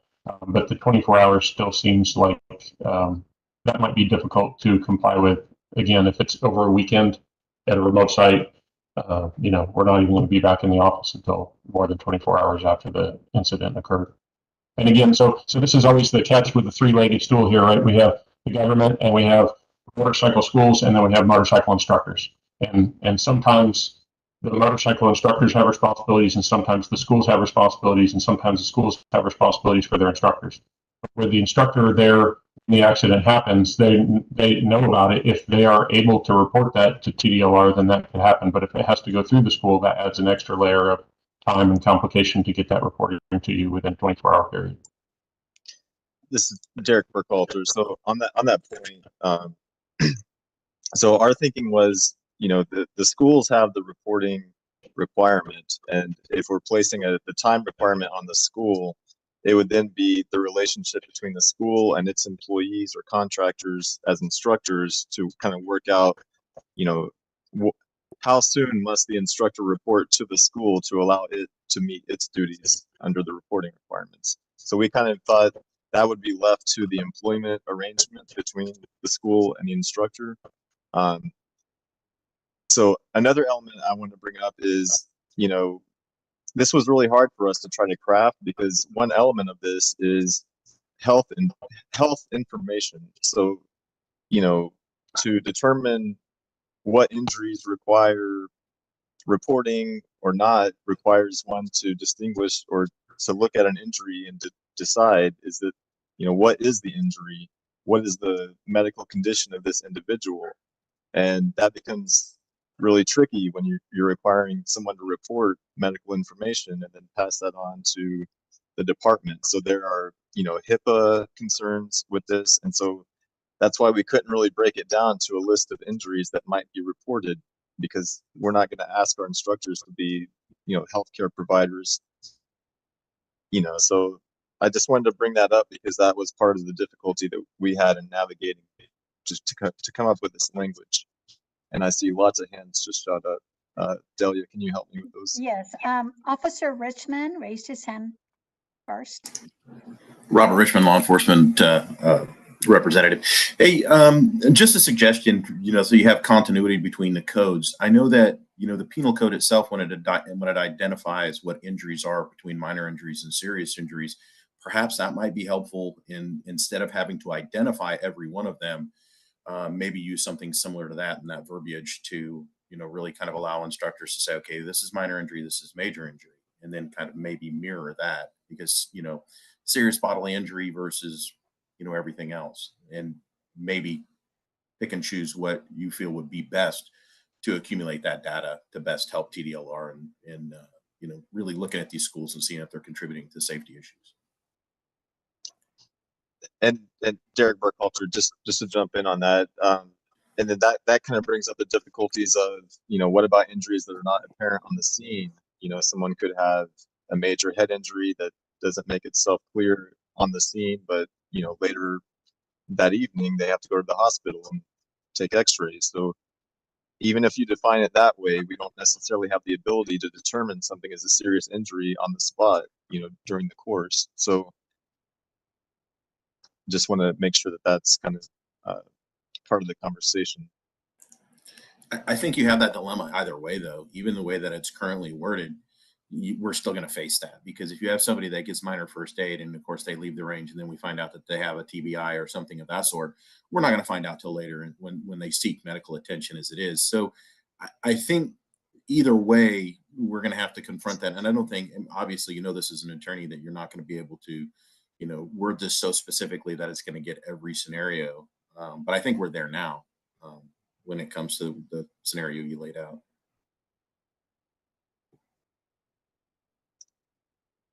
Okay, we have a few other hands up. Jeff? Jeff Alford, advisory board member. I work in another industry as well. I know it's a for an enormous company, and we have to follow a particular set of guidelines for reporting requirements. And those requirements are the ones that's set forth by OSHA, which is a, if we're looking for some simple wording, that might be a place to look for. Theirs may be a little too broad, but that is a place we can look for specific verbiage on what needs to be reported and the time frames it needs to be reported in, since this is affecting a business.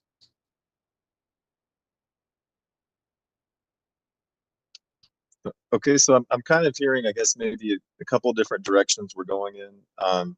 One would be to totally remove this reporting requirement altogether. Another would be to adjust the language somewhat based on some other legal provisions.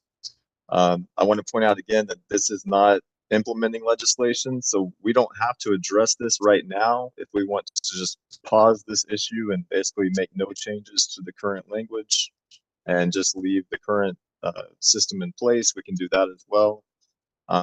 Because that, I don't think we're probably not going to be able to tailor the language perfectly based on OSHA or based on the penal code during this meeting specifically. We can work in the future to get that changed. But I think maybe we're at this point looking at go with this language, keep what we had, or get rid of it totally. Derek, if I may, Michael Strawn, Education Examination Division. Looking at the screen we have here, and I actually got some emails about the subject as well, our advisory board. And what I would actually look at maybe, in light of what member Litvin said about the business days. But if we look at 9850B about the following business day, could that be something that we take that same language for? So it would be kind of like the class reporting stuff. It would be by the, let's say first business day or second business day, whatever hour period we want to make on there at the end of that course. So that if they do have staff that are making these reports to us by the conclusion of that course, whether that ends on a Sunday, a Saturday, or Monday, whenever it might be, they reported within that time period. Would that be something that's more amenable? It would also follow the kind of structure we already have set in rule. And so basically, if you ended your course on a Sunday, which I know a lot of them do, and let's say we threw in a 24-hour or 48-hour time period, that would give you until Tuesday for these major injuries to report on.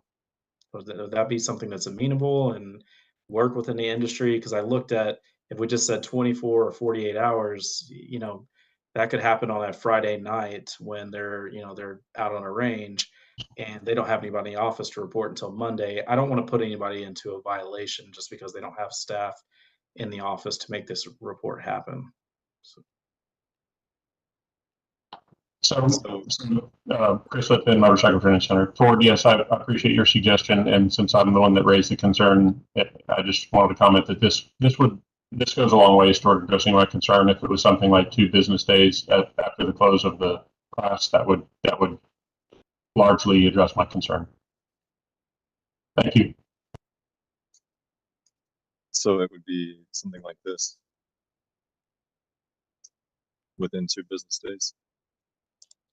Within kind of following the line below it, within 2 business days following the end of each course, motorcycle school must report to the department.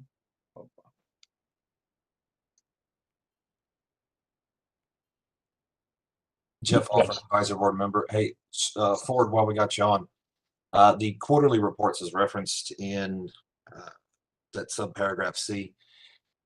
Are these being collected by anyone, sent out to anyone? Have we formalized this? You know, we've been licensed through TDLR since the transition, and I submitted exactly 0 of these. So is this a reporting requirement that we're going to get hot on, or can we get Derek busy with that strike through button? Well, Jeff, you're gonna have to see me after class about not reporting any the whole time, but no, it's this is actually something that we're looking at as well. As y'all know, we're really trying to put you all into a new licensing system, you know, and a lot of this data we're looking at what we are already going to be capturing, you know, what we already capture through RIMS. So there are some recording requirements out there in legislation that you know that you're required to report to us. But it is something we hope to open up. This right now, as you kind of hear Derek talking about, is focused on the implementation of the statutes that we have, the legislation.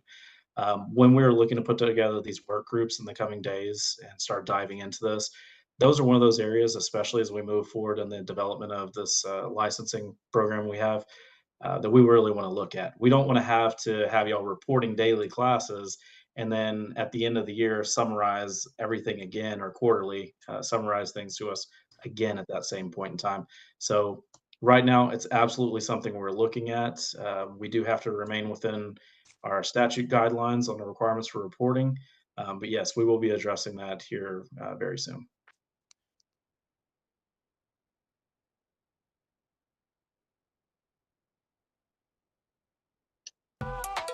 Okay, so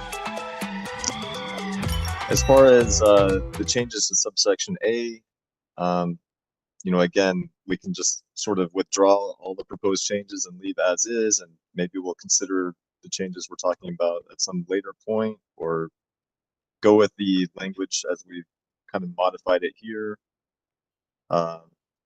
or strike it out entirely. I think that's kind of the 3 options we're looking at as we sit here now.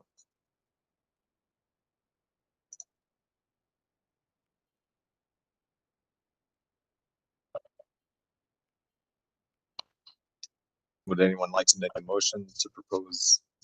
I would move that we go forward with the modified language for now.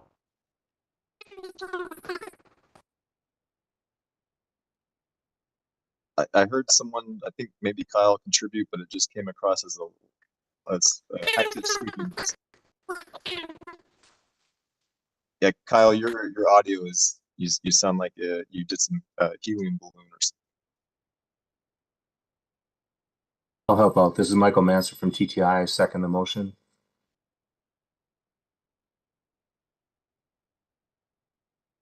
Okay. Delia, would you like to do a roll call? Yes. Jeffrey Alford, I do not agree.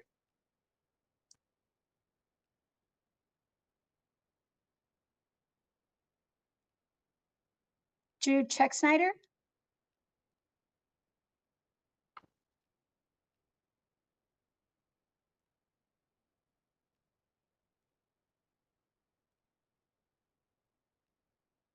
Mr. Check-Snyder, I vote aye on the motion. Kyle McNew,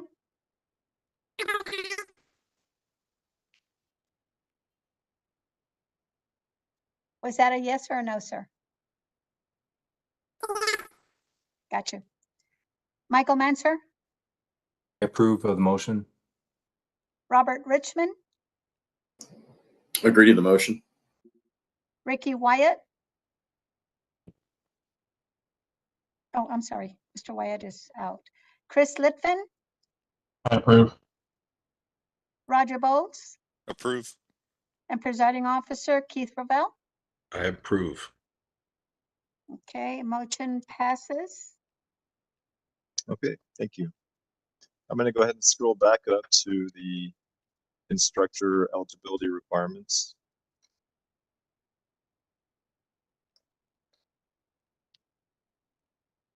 Okay, so we had just removed the CPR certification requirements and renumbered the subsequent sections. Drawing your attention to this new subsection 8, regarding the criminal history background check, we've just added language to state that they must submit a complete and legible set of fingerprints on a form and manner prescribed by the department, and that's only implementing the fingerprint requirement. The next subsection, within the preceding 7 years, to not have convictions of any of the following offenses or a comparable offense committed in another state. So the way SB 478 is phrased, it actually includes more than just DWI. I went ahead and spelled out the additional, basically the new sections that encompasses, which would be flying while intoxicated, boating while intoxicated, and assembling or operating an amusement ride while intoxicated. So I think the way the bill phrases it was anything in chapter 49 minus a couple of things. So instead of phrasing it that way, I just went ahead and listed out everything that's included there. So these changes mostly are just implementing the bill, just putting those into effect. I'll go ahead and stop there. Any other thoughts about those instructor eligibility changes? Jeff Alford, advisory board member. First, Derek, thank you very much for spelling this out. This goes a long way to Dr. Manser's point of having this information centralized, not giving a legal reference where someone would have to look at this document and then go look it up again. So thank you for that. My comment was, we had some additional restrictions on who could apply to be a coach initially when we did the first working draft. And it was about people who had crimes against children, since we teach people as young as 15. Personally speaking, I don't want someone who's that would be covered in the fingerprint background check. So I just want to make clear that we don't have to list out every disqualifying crime. The department takes care of that to a large degree. We have to look at chapter 53 of the Occupations Code, which tells us that we can only disqualify people for a license for things related to that license, but also for major crimes like murder, the things you're describing with children. So we don't have to list all those out. That's going to be covered under those chapter 53 provisions, where our enforcement team takes when we get this report back from the FBI, it's going to go to our enforcement team, and they're going to take a look at and see what those convictions are, and do they relate to the occupation, or are they one of these major crimes that are going to disqualify anyone from any license, and that would fall in that category. So we don't need to list those out in these rules here. Thank you for the clarification. Roger Bowles has his hand lifted. Yes, this is Roger Bowles, board member. I have a question about the instructor eligibility. I don't know if it was written in here or in the law, but is that 2 years license on 2 wheels or 3, or does it matter? So you're referring to this subsection 4, you must have held continuously for 2 years. Right. Right. So that is in the statute. That was not removed from the statute. Okay. So is that 2 wheels or 3 wheels? Considered what I'm asking, I guess, is I've heard other states that are certifying 3-wheel coaches that are not certified 2-wheel coaches. Just curious. The law, Michael Strawn, Education Examination Division. The law currently does not make a determination between if your experience is on a 2-wheeled motorcycle or a trike. It is simply about the Class M license that you are holding through the Department of Public Safety. Okay, that kind of clears up my question. I was wondering if the provider themselves does not make a distinction, if they can certify someone on 3 wheels that is not necessarily certified on 2 wheels, if that would be allowed. Right. As Ford said, I mean, the law just says entitles the applicant to operate a motorcycle, and it doesn't distinguish. So although we know the Class M license can be restricted to a 3-wheeled motorcycle, there's no such distinction. So I don't think we would treat someone differently based on what you're describing. Okay, thanks. I've had some interest of instructors wanting to be certified on 3, but have never ridden 2, and they have no desire to ride on 2. So, Yeah, the law does not make that distinction. okay, thank you.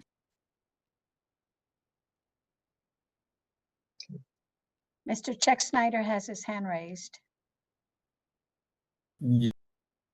Yes, Jude Chuck Snyder, Rider Representative. Derek, I've noticed that there's no changes proposed to section 98.21B for out-of-state applicants. And I guess my question is, have we arbitrarily selected a requirement that an applicant from out of state have required at least, or that applicant to have at least conducted 6 courses? Given the amount of people we have moving into the state of Texas and our dire need for instructors, I think it's time to just quickly revisit whether that's a needed requirement. Okay. Well, I mean, it was not arbitrary. We discussed it with this advisory board, and that was I believe that was the guidance we received from you all. But if we need to change that, then let's certainly have that discussion. Do you have a recommendation? Recommendation would be to reduce it to whatever level the board thinks is appropriate at this time. Okay, presiding officer Keith Rovell. Why can't they simply show current certification with the curriculum provider and that they're in good standing when they apply for a state license? Why does there have to be anything more than that? As I remember, when we put that in there, it was related to the old legislation that required TEKS to administer the program, and we were looking at bringing in out-of-state licensed. It was put in there to prohibit people from sending people out of state to get licensed and then bringing them back in. Frankly, I am currently speaking with 2 individuals right now, one coming out of Illinois, another one coming out of Florida, that are licensed rider coaches in their states. That one of them just completed RCP in Illinois, and he would like to be an instructor here. He just moved here. If the MSF is comfortable with its certification, if he has his MSF license, or in the case of total control, someone coming in from California, why do we need to see any more than that?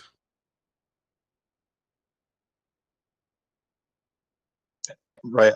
I definitely see that point because we've changed A3 to only say must have completed a department approved training course. As you said, it doesn't have to be administered by TEKS. So, with that being the case, I guess we could totally remove subsection B and not need to treat out-of-state applicants differently. I would agree with that. And again, as we brought up earlier in the meeting, that even after 2 years, a little more than that actually, of rider coach preps going on, we're currently 21 coaches down from where we were at the end of 2021. The only way we're going to make up the shortfall is to open things up beyond just training new ones. And since Texas has so many people moving in, we need to make it as simple as possible to quickly get those people into the system. Agreed. Yes, I see a hand up with Chris Litton. Thanks, Keith. Chris Litton, Motorcycle Training Center. Couldn't agree more. And if it's not too early, I move that we strike the requirements for everything other than being in good standing with the curriculum provider that's approved by the state of Texas. Mr. Roger Bowles, I second that. Okay, and Jeff Alford, you have your hand up. Yes, sir. I feel like I've taken the contrarian pill today. If it wasn't for the last thing that Chris said, I would have disagreed with all of you. But 100%, I agree with the last thing that Chris said. As long as they are a motorcycle licensed instructor in good standing, then that's the only requirement they need to meet. There are 50 states and 50 different sets of rules, probably 52, with some of the territories in the military, that they are educated to those standards. I can speak from personal experience. I was originally certified in California, in Camp Pendleton. The problem being that I thought that CMSP was the be all end all of all the rules and how it worked, because they don't tell you that that's the California way. You just assume that's the MSF way. So until you learn that there's a national standard, and then you have to additionally meet the state standard. That's why I wanted them to be in good standing and have everything else be a decision of the business, because you're going to have to work with new people to help them understand, especially from places like Illinois, where the coaches are encouraged to fill in the gaps in the curriculum so that they can do excessive amounts of talking instead of just presenting the curriculum the way it was designed to be interpreted and to be presented. Keith Ravel, presiding officer. Jeff, I would agree with you on that. I came here from Indiana, and we had the same thing that you're just saying with Illinois.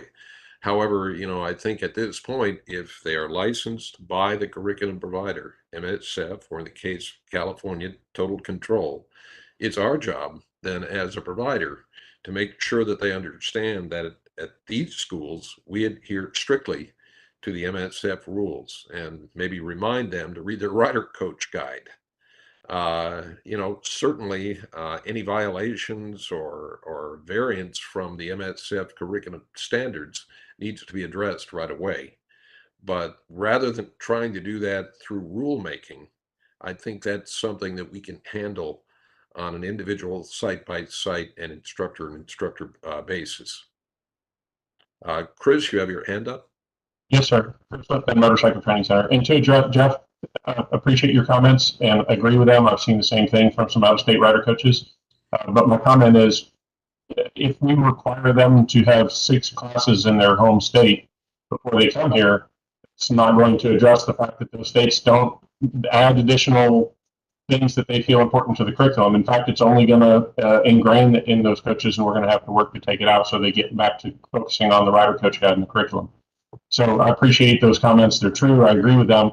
But I don't think that, and I'm not saying you do, but I don't think that should preclude us from getting rid of that. It just seems, I mean, as you all probably know, some states have a robust program and some states barely have a program, and you have a coach come in from out of state. One of the requirements is that he get letterhead signature from the state coordinator.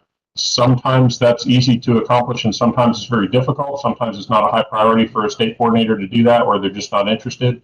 And certainly, I mean, it's kind of a moot point now, but we had talked about, and Derek's already got it lined out. The applicant having top classroom and range. This is kind of obsolete with the EP 1x11, I would.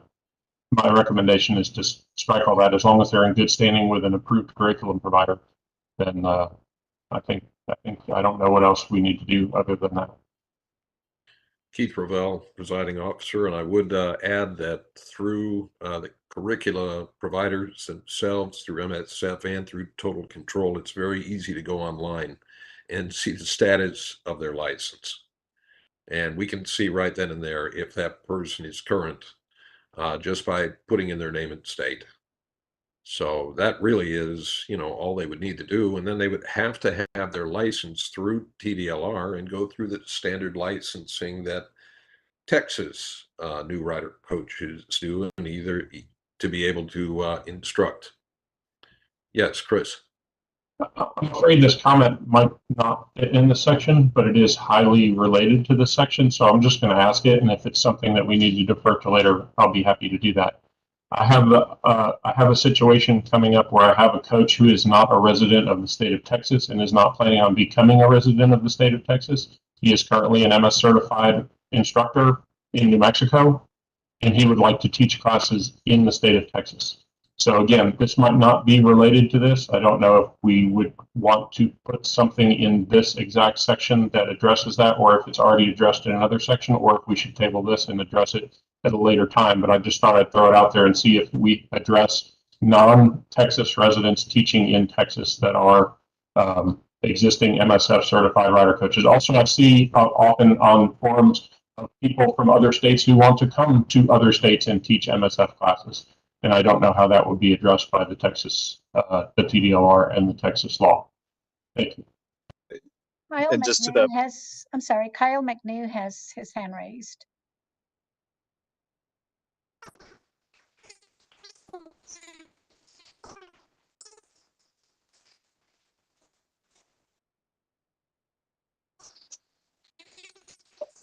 Kyle, you have Mr. an McNew, audio we problem. cannot hear you.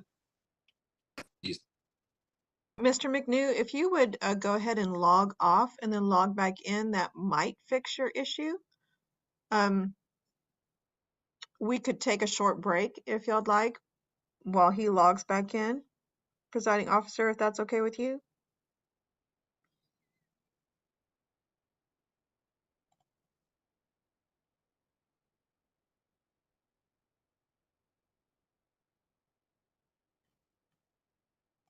Presiding officer, Mr. McNew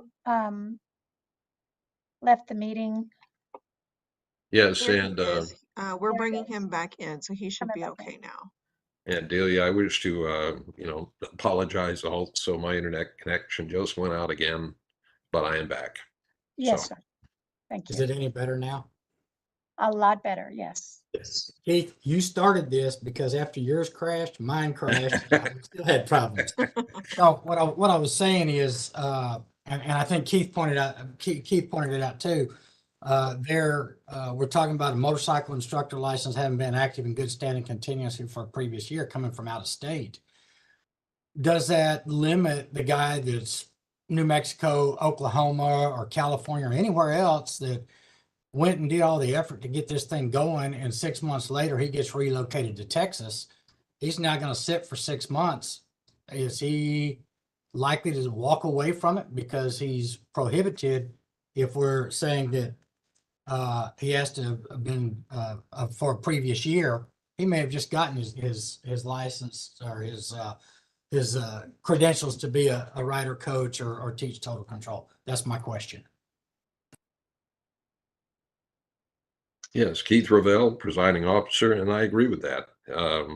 Again, we have people that come down out of northern climes. I've had them inquire from Alaska, Missouri, Illinois, Minnesota, that may come down to live in Texas for 5 months. And if they're instructors, they want to teach. And again, if they have a current license with MSF for total control, why not? They should be allowed to do that, in my opinion. Okay, I've made some changes to kind of reflect that suggestion. So I've removed continuously for the previous year and changed has been to is active and in good standing. I'll make the corresponding change here as well.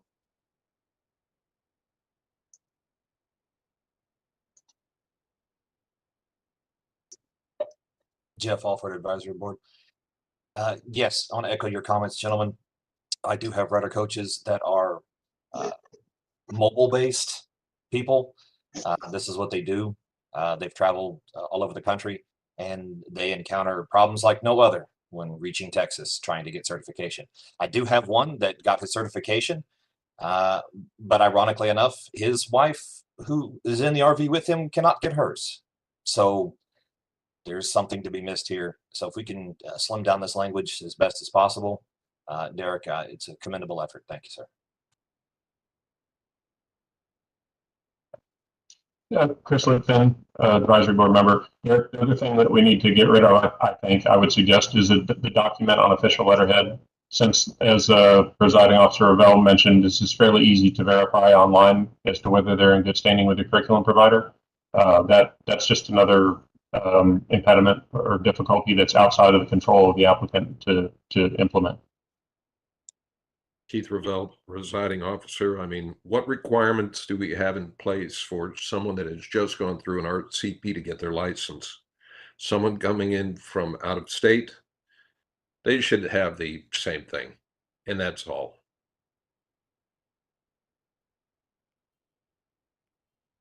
I would just ask staff, because the reason we have the document on letterhead requirement is because it requires the applicant to do the work, and the department does not have to go in and do an investigation to see, if that's the case, because I know licensing, our division has very limited resources and can't necessarily go and do an investigation into, some computer system. So I would just ask for input from my TDLR staff, either in licensing or from Ford and Ian. So go ahead, Laura. Oh, sorry, Laura Hernandez, licensing. So we could do a document, or if we're looking to do electronic verification on, say, a website, like we do with some of our other licenses, we could change it an official document or in another manner prescribed by the department, because like say during COVID, we couldn't get those letters, right? Because some of the offices were shut down. And so if it was available for us to go online and we could obtained all the information, like how long it had been, when it was issued, things like that, then we could use the online version. So I'm not opposed to us being able to, but offering that as an alternative if it's available, because if it's not available, then we're going to need that applicant to provide the information on a letterhead or an official document. Michael Strawn, Education Examination Division. So I'm going to speak to this from a different perspective than most have here. I serve as Texas's Chief Motorcycle Safety Officer in the state. And this document is basically something that comes from that state coordinator that we have to give out. I'll tell you, having had to write a few of them in the past, there are a lot of instructors that you may not know. If you come from a very small state, you may have an intimate knowledge of those individuals.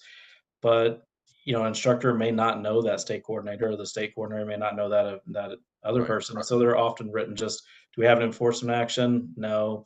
This is how long they've, had a license with us, and the bare bones of that. So sometimes there's not a lot of value there. Now, the other portion of this, and I don't want to conflate the two, there's the letter from the state administrator. There's also the verification you heard the members and the chairman talking about with MSF, where you can log in. And I don't know on the total control side of things, but I know within MSF, you can log into RETS.org, you can check their status, see if they're in good standing at that point in time as well. So there's a potential that we could do that and look at that, their status within the RETS.org information portal. But yes, I would say on here that a document, an official letterhead from the administrator, may be outside of what we really need to have.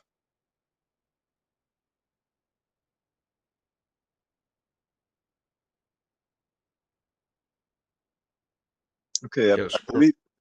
Chris. Chris Littman, Motorcycle Training Center Advisory Board member. And I would think, to echo Ford's comments, I would think TDLR would want to verify with the curriculum provider that the coach was in good standing before they approved their license to teach in Texas. I mean, it's not hard to. I mean, who knows what a state coordinator would agree to, or who knows if it's really from the state coordinator. And if I was TDLR and I wanted to approve a license request for an instructor, I would go straight to the horse's mouth and ask the curriculum provider that they were certified with whether they were in good standing. I would think that would be something that you guys would do already, since that's the ultimate authority on the viability of that individual to provide motorcycle instruction. Thank you.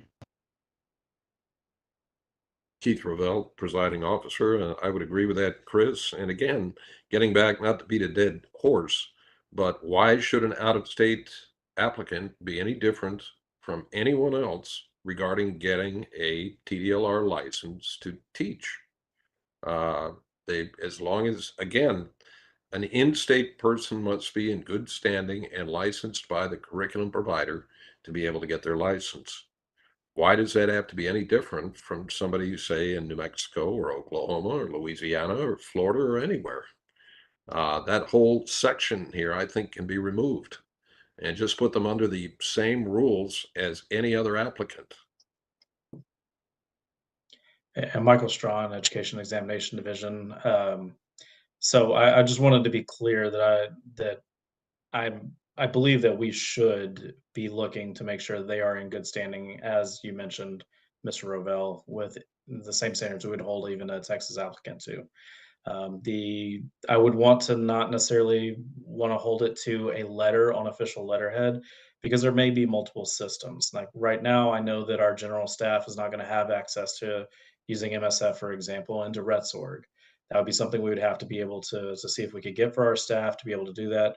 Otherwise, it may still take a letter, but I would just say that if we are going to look at those things, Derek, I would not be as prescriptive to say it necessarily needs to be on a letter and pigeonhole us into that, because if we build a system, communications or portals between ourselves, MSF, Total Control, or any other curriculum provider in the future, I don't want to limit ourselves to those areas. But I do agree with the board that having the ability and looking at those to make sure that that individual is in good standing is a primary requirement of the department when we're licensing an individual.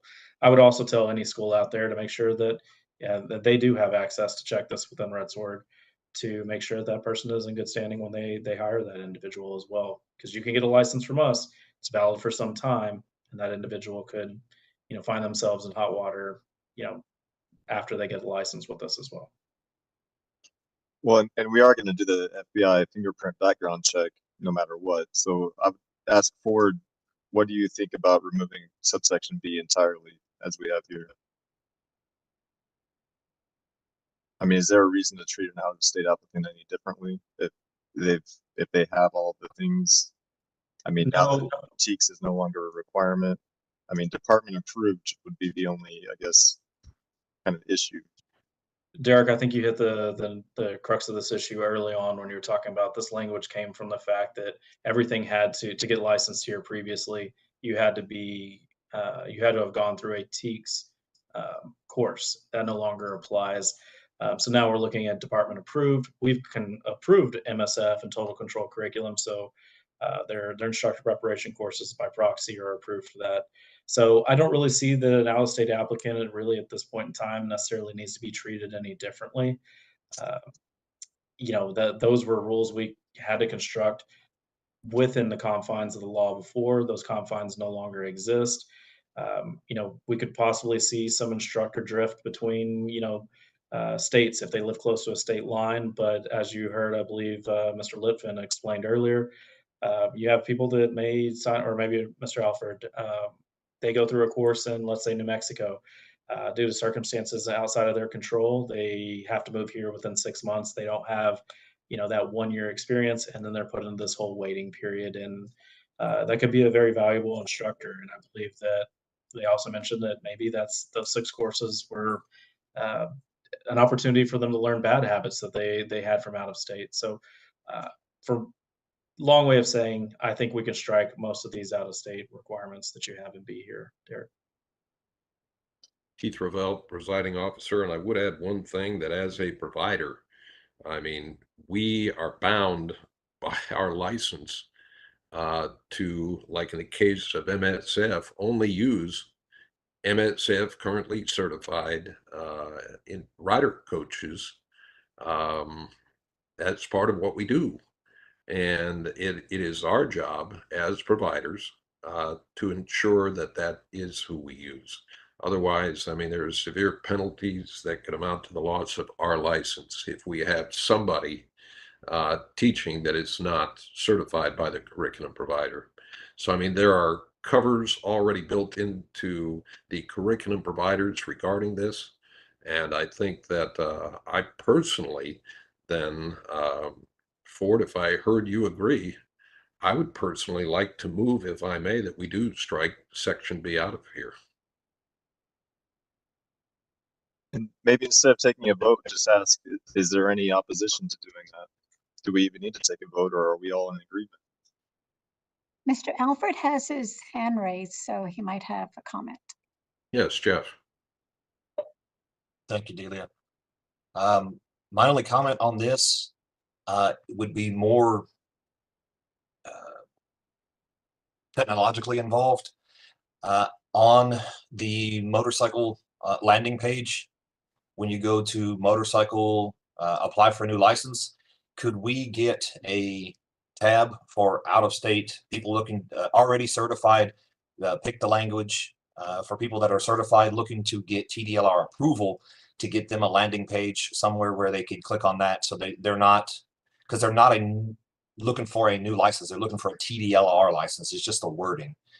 So we could strike it from this, just something they can find the information. Otherwise, they have to click on new motorcycle license and then drill down and then try to find it.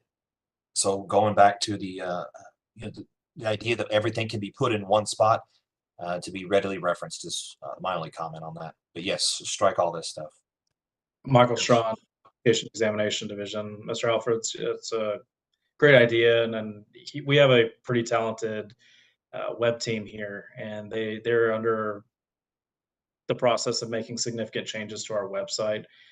When these rules, or if these rules change in that capacity, we will absolutely update the website to make sure that that reflects the new processes for an out-of-state applicant on exactly how they would apply, and make sure that that's as seamless as possible. I know they're undertaking a big website update here coming soon, and we would absolutely make those changes.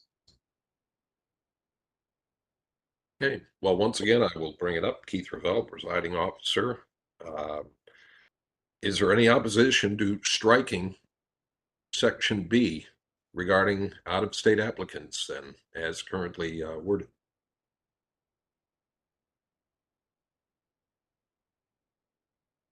Delia, we have no opposition.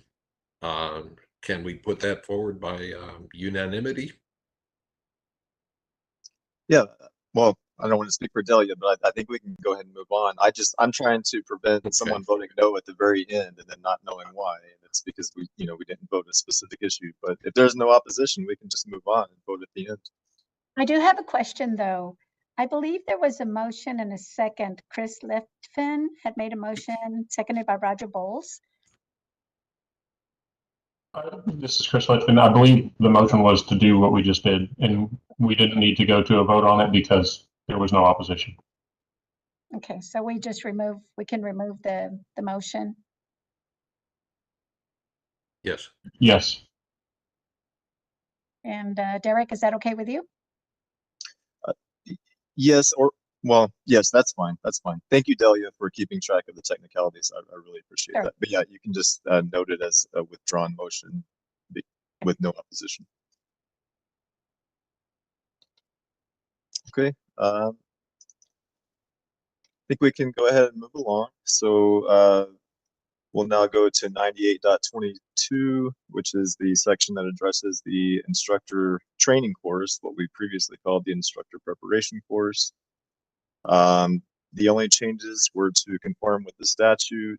We've removed the reference to TEKS and replaced it with the course being instead conducted by an instructor training provider at a motorcycle school, of course, a licensed motorcycle school.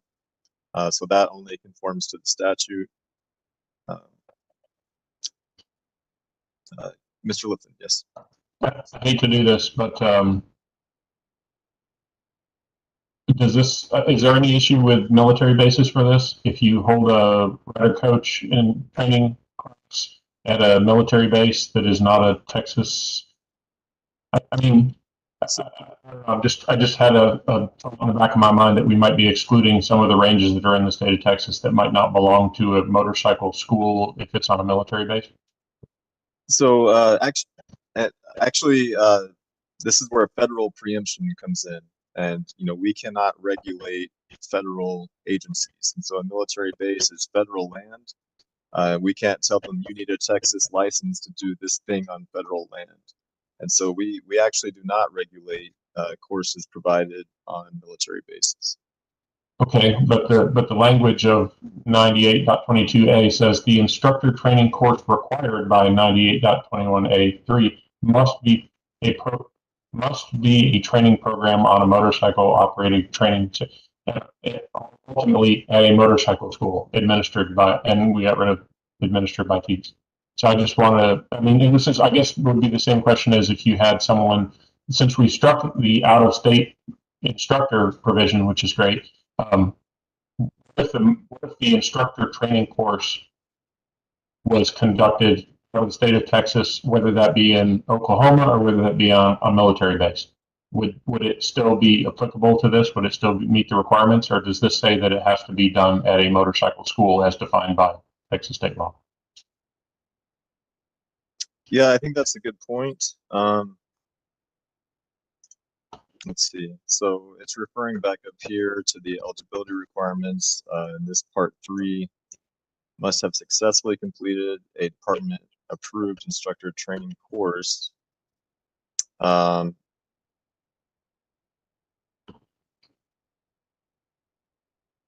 Yeah, I think I'm going to leave this to you, Derek. I mean, I think you've got the gist of my question, and it might be a more pervasive question throughout the whole document now that we've picked at it a little bit.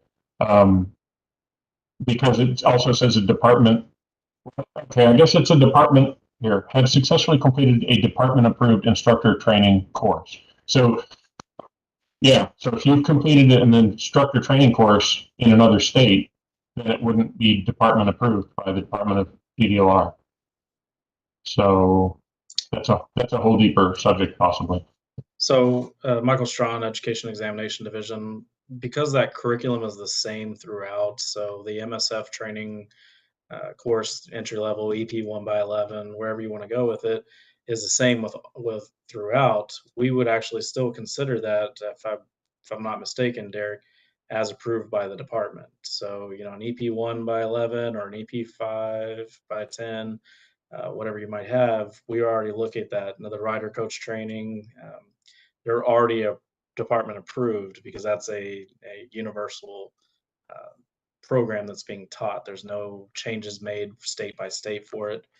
So I don't really see that would be a problem, that just because the curriculum that we approved here is taught in Oklahoma does not mean that I would look at that as any different, say, oh, well, you did the MSF course in Oklahoma, it's not any good. That's how I would interpret that, but I could be mistaken. So I think I have a fix. If we can just take out that reference to 98.22, and then in 98.22, instead of saying, you know, the course referenced in that section, we can just say basically an instructor training course conducted in Texas must be a training program conducted at a motorcycle school. And so that'll say if you're doing these courses in Texas, it has to be done by an instructor training provider licensed by the TDLR at a motorcycle school licensed by TDLR, but it doesn't exclude the requirement in the instructor eligibility part. It doesn't require it to be done in Texas. It just has to be the completion of a course. So I think that might address your issue, Mr. Lipton. Yes, Mr. Burkholder, I appreciate that. I think it does. I think that maintains your control of instructor courses done in Texas, but allows you to approve coaches that have done approved curriculum instructor classes that have been done outside of Texas. And if that's the way you interpret it, then I'm happy with it. Yes, thank you.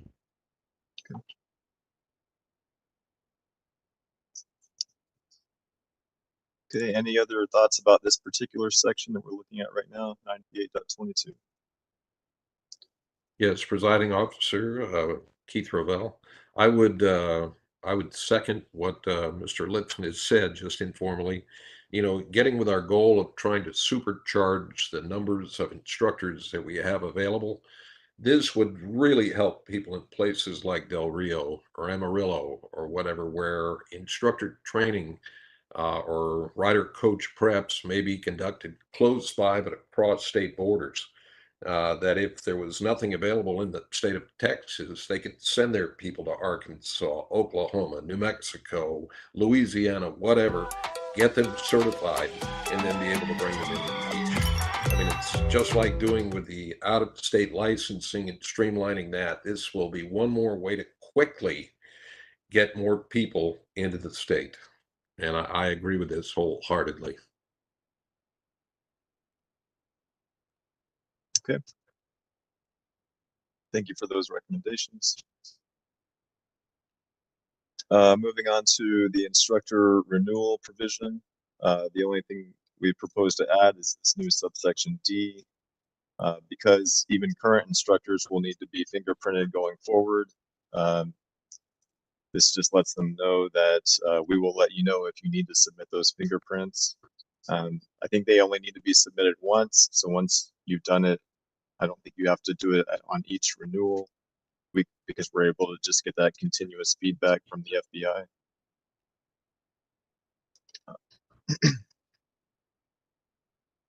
And then we've created a new 98.24, which is the instructor training provider license itself, the eligibility requirements for that.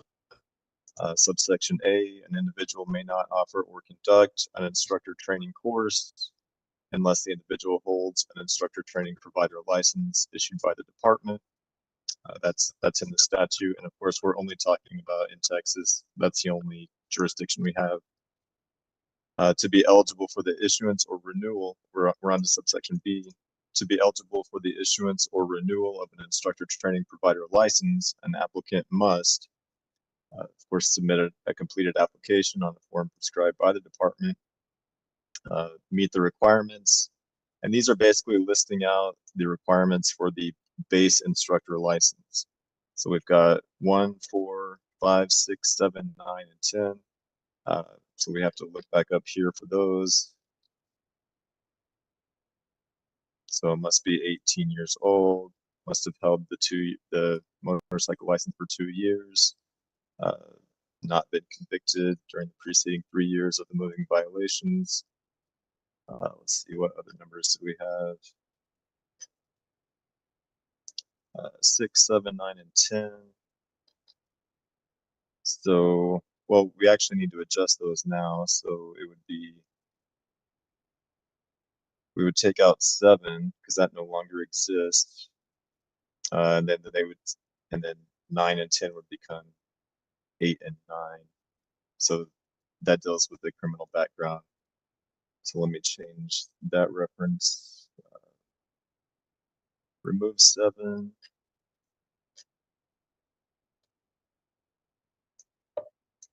Derek, didn't 7 just move up? So we still have 7?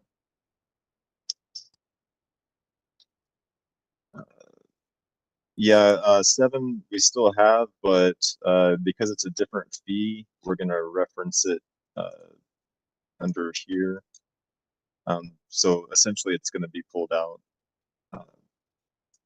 And then 9 would become 8. And 10 would become 9.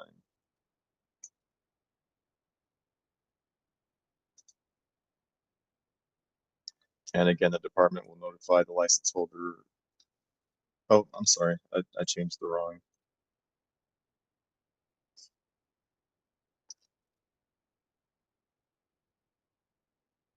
We pull 7 out. But the same point, Mr. Alford, we have the fee referenced down here, and because it's a separate fee, we list it separately.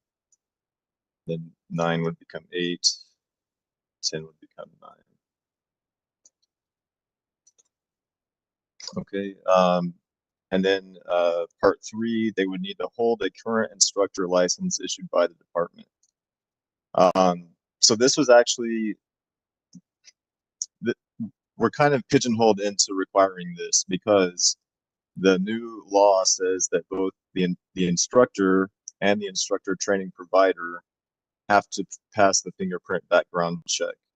However, the change to DPS's statute as to what they're allowed to give us did not reference the instructor training provider. There was a mistake, and they instead referenced motorcycle schools. So although we have the authority to require the instructor training provider to, to give their fingerprint, because of the way the DPS statute is worded, they're not allowed to give us that. And so this is our backdoor way of requiring the instructor training provider to have the fingerprint check is to require them to already have the instructor license. So we make sure they get that screen by having the base license. And that's something we can clean up possibly in a future legislative session.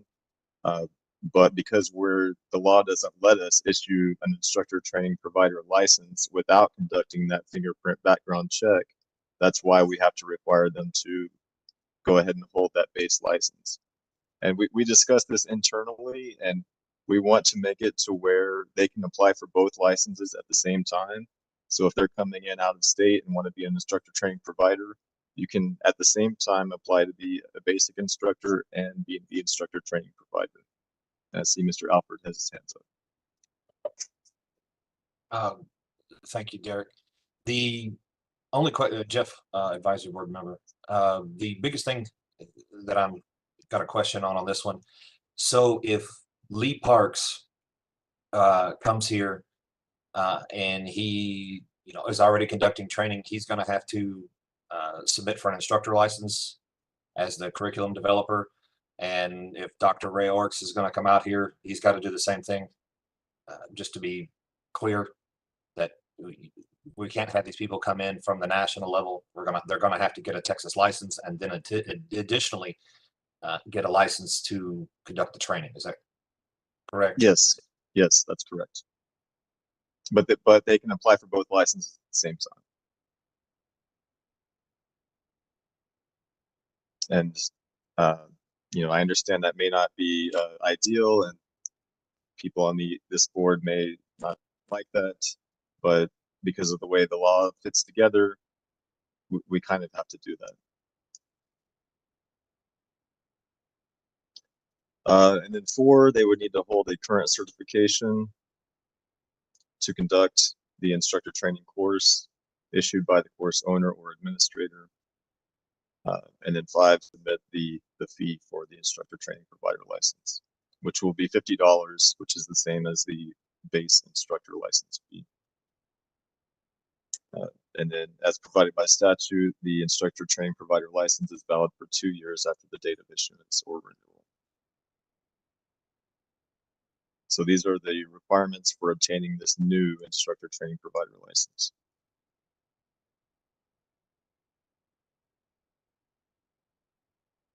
Mr. Lippman. I don't want to interrupt, and it didn't seem like there were any questions on this topic. I'm actually getting people texting me, asking me questions, that are watching us on the internet, which is pretty interesting. And someone is still concerned that the classes held on a military base would still be excluded because it's not at a quote-unquote motorcycle school as defined. And I responded to them and said that that's true, but if they were held on a military base, they wouldn't be considered a Texas held course because it's international ground and it's outside of your purview and jurisdiction. So if you wanted to hold an instructor training course on a military base, it would be treated just like an out-of-state course would be, and they could come in with the other changes we've made with the out-of-state coaches. So I just wanted to make sure that I answered their question right and that I didn't misinterpret it, and I told them I would ask you to be sure that their concern was addressed. Yes, that's correct. I would agree with the way you've explained that. Thank you. I appreciate it. I can't see if there are any other hands. Delia, can you help me? I can only see about 4 people on my screen at a time because I only have one screen. Right, nobody else has lifted. Okay. Move right along.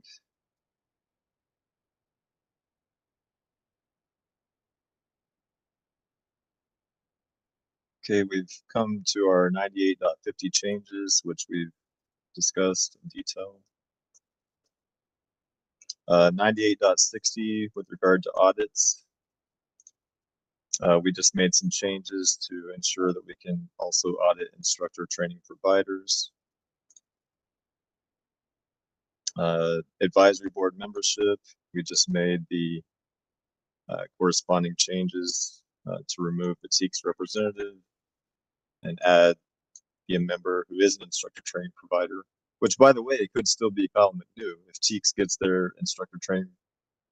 If he gets an instructor training provider license, then he could still be on the board. By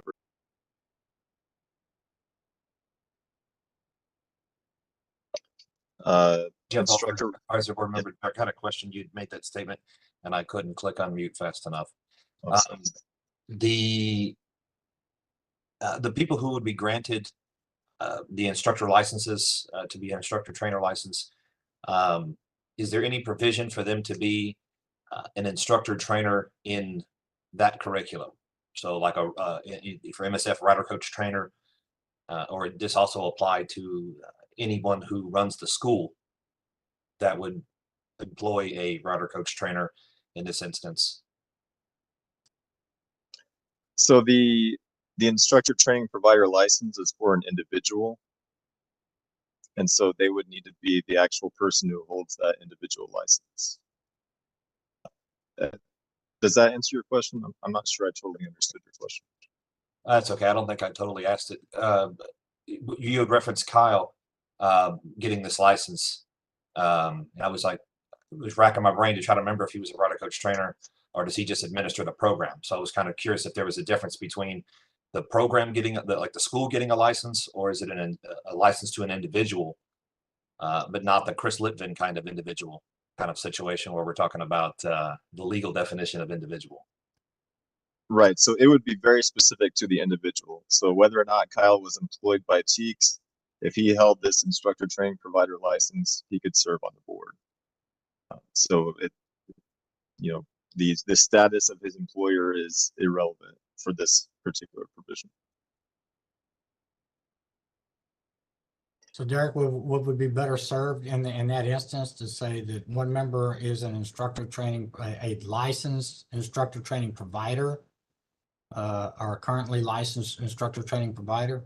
Would that clarify to any or offered? Well, I think that's part of the definition. Okay. Instructor training provider, an individual who holds a license issued by the department. Okay, it's there. And for these, we were just tracking the language of the law, so hopefully it doesn't need changes.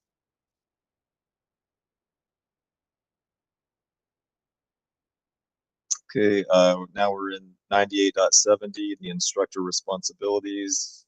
We've just made the corresponding change. Instead of incident, it's injury.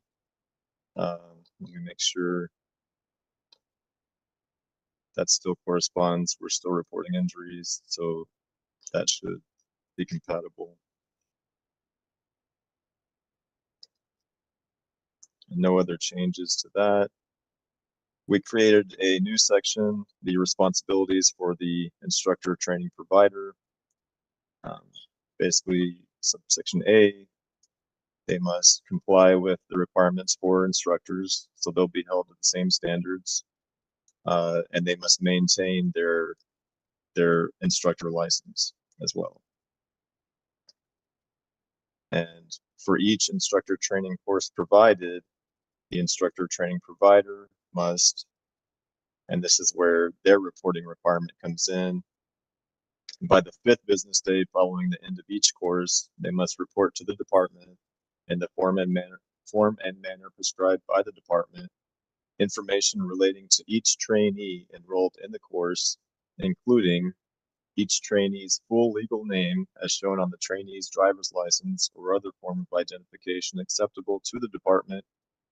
They must include whether each trainee successfully completed the course and all instructor training providers who conducted the course. And for records maintenance, they must maintain for 3 calendar years records of instructor training courses conducted, including each individual who enrolled in the course and whether the individual successfully completed the course.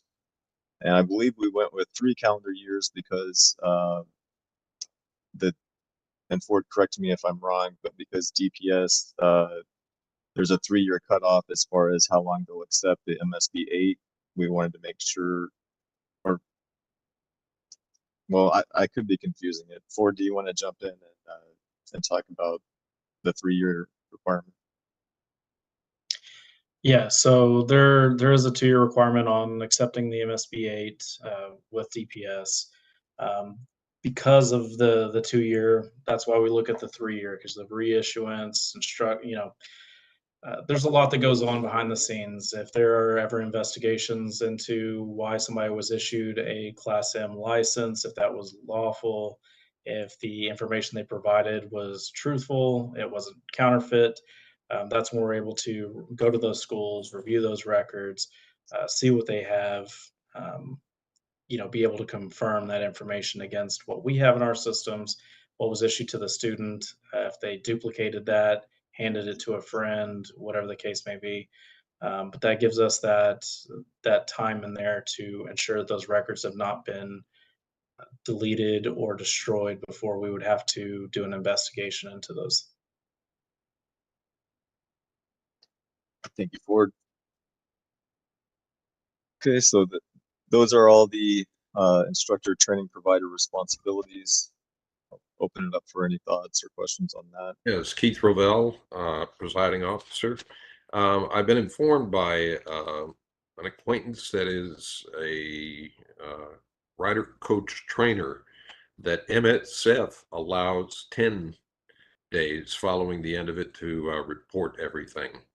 Should we be in line with that? Or does the state feel the need to make it 5? And I'll defer to Ford on that. I think we were just going for consistency with the motorcycle school reporting requirements. But Derek, you're correct. I mean, it was consistency and the reporting requirements for the schools. Again, these are things we threw out here, what we thought were, made logistical sense. If there is a reason or a better methodology, a reason that this may not be appropriate or could not be established or doable by the schools that are, or the instructor training provider that is providing this training, we can certainly look at what changes need to be made. But as Derek said, that 5th day was to follow with our other reporting requirements. Thank you.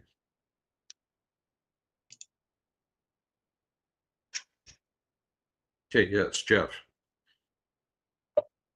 Jeff Alford, advisory board member. I had a quick question for Mr. Burkhalter on 98.26. Just if you can follow me there. And it's more of a question for Ford.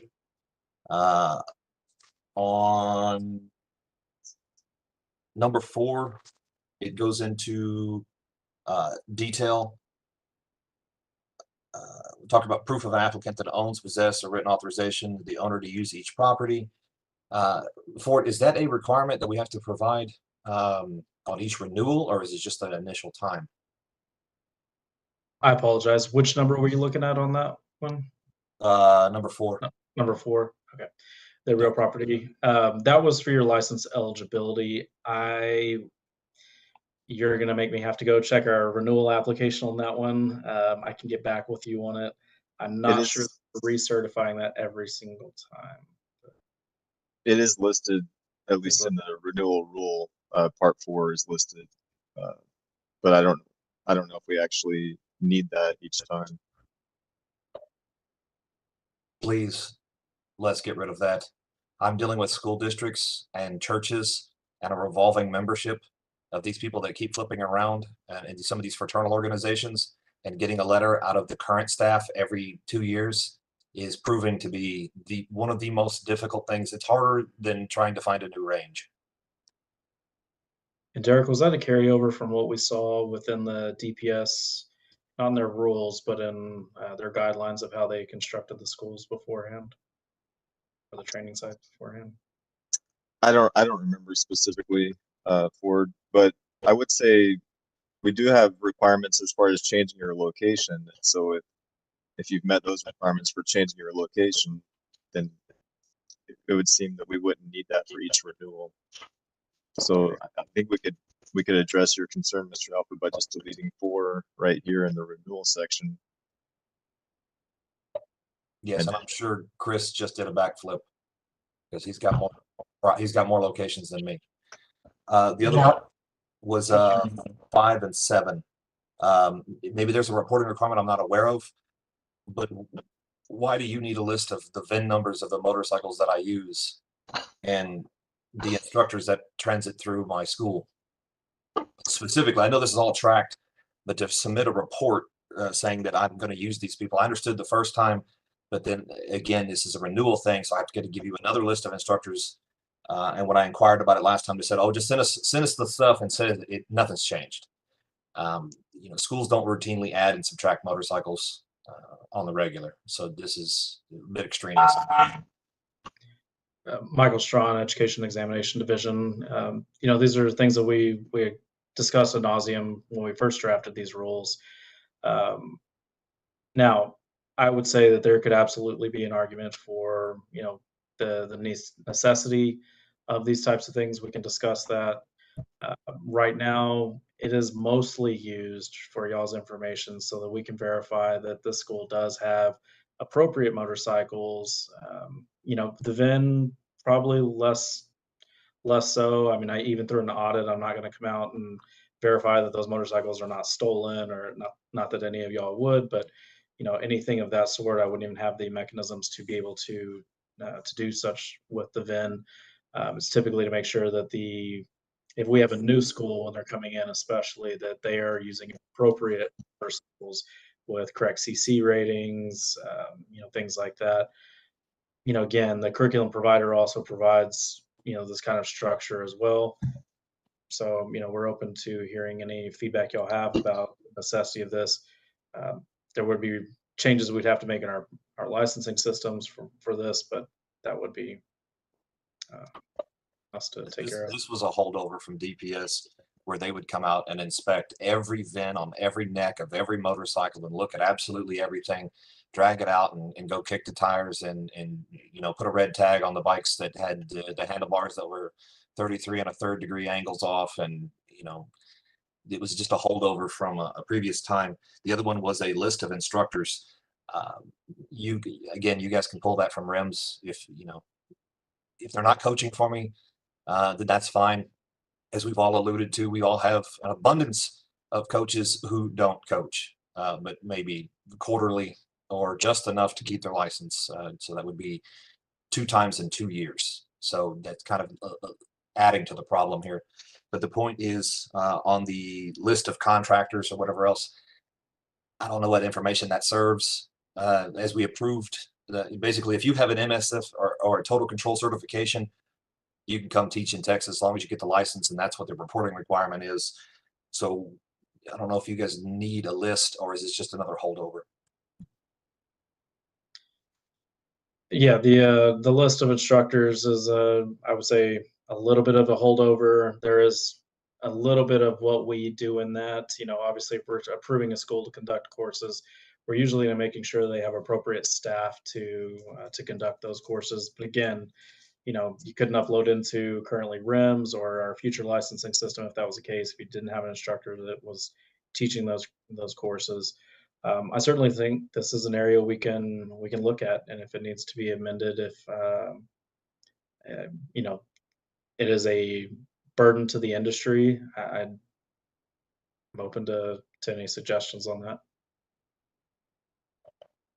Yeah, maybe Chris Littman, Motorcycle Training Center. I just second everything Jeff says. In fact, probably maybe at another time it would be a good time to go through all these requirements and make sure they still make sense. Like, you know, with there are independent contractors, like I'm coming down from out of state. They come, they go, they teach for you every week, and then they don't teach for you again for a while, and they're not employees full time usually, so they're by nature they could be transitory or teach for multiple coaches or not teach at all. And then the VIN thing, yeah, I mean, when you have a lot of motorcycles and a lot of sites, it's it's burdensome. So, but and DPS used to provide us some of those motorcycles, right? So they used to be loan bikes. So I think they felt more responsibility to keep track of the bikes that they owned and make sure they were in good shape and well maintained for that reason, in addition to other reasons. And it would be good to maybe just go through all these and say, do we still really need this? And if we do need it, does it need to be in the form it is now? Because like Jeff knows, some of these are fairly burdensome. It doesn't come up very often since we only have to do it, once every 2 years, but while we're reviewing it, it would be nice to make sure they're still necessary.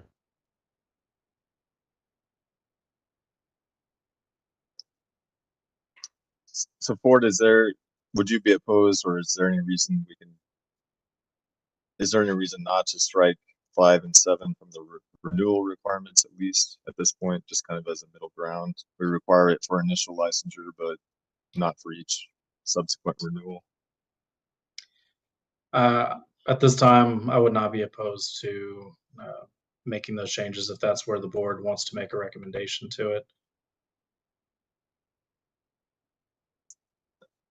And I just want to make sure it's not something we need to take, a closer look at with our processes. I mean, I'm fine with making the change.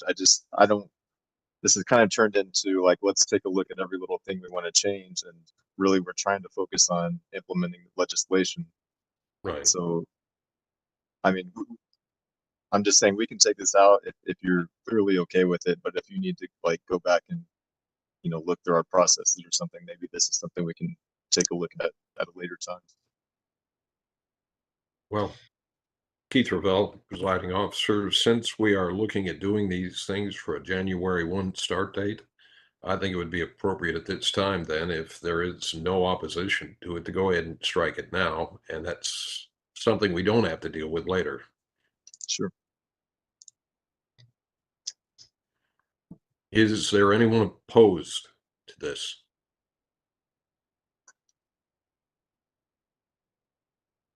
Apparently not. Do we need a vote? Apparently not. If nobody's opposed, yeah. All right. Okay. Going back to So we can strike 5 and 7 then. right. On the renewals. On the renewals, correct. I think I captured that. Yeah, I think I've captured that here. So it'd be 2, 3. We've moved 4, 5, and 7, which is the list of property, the list of motorcycles, and the list of instructors. So those would only be necessary for the initial licensure and no longer required for each renewal. Good. Okay.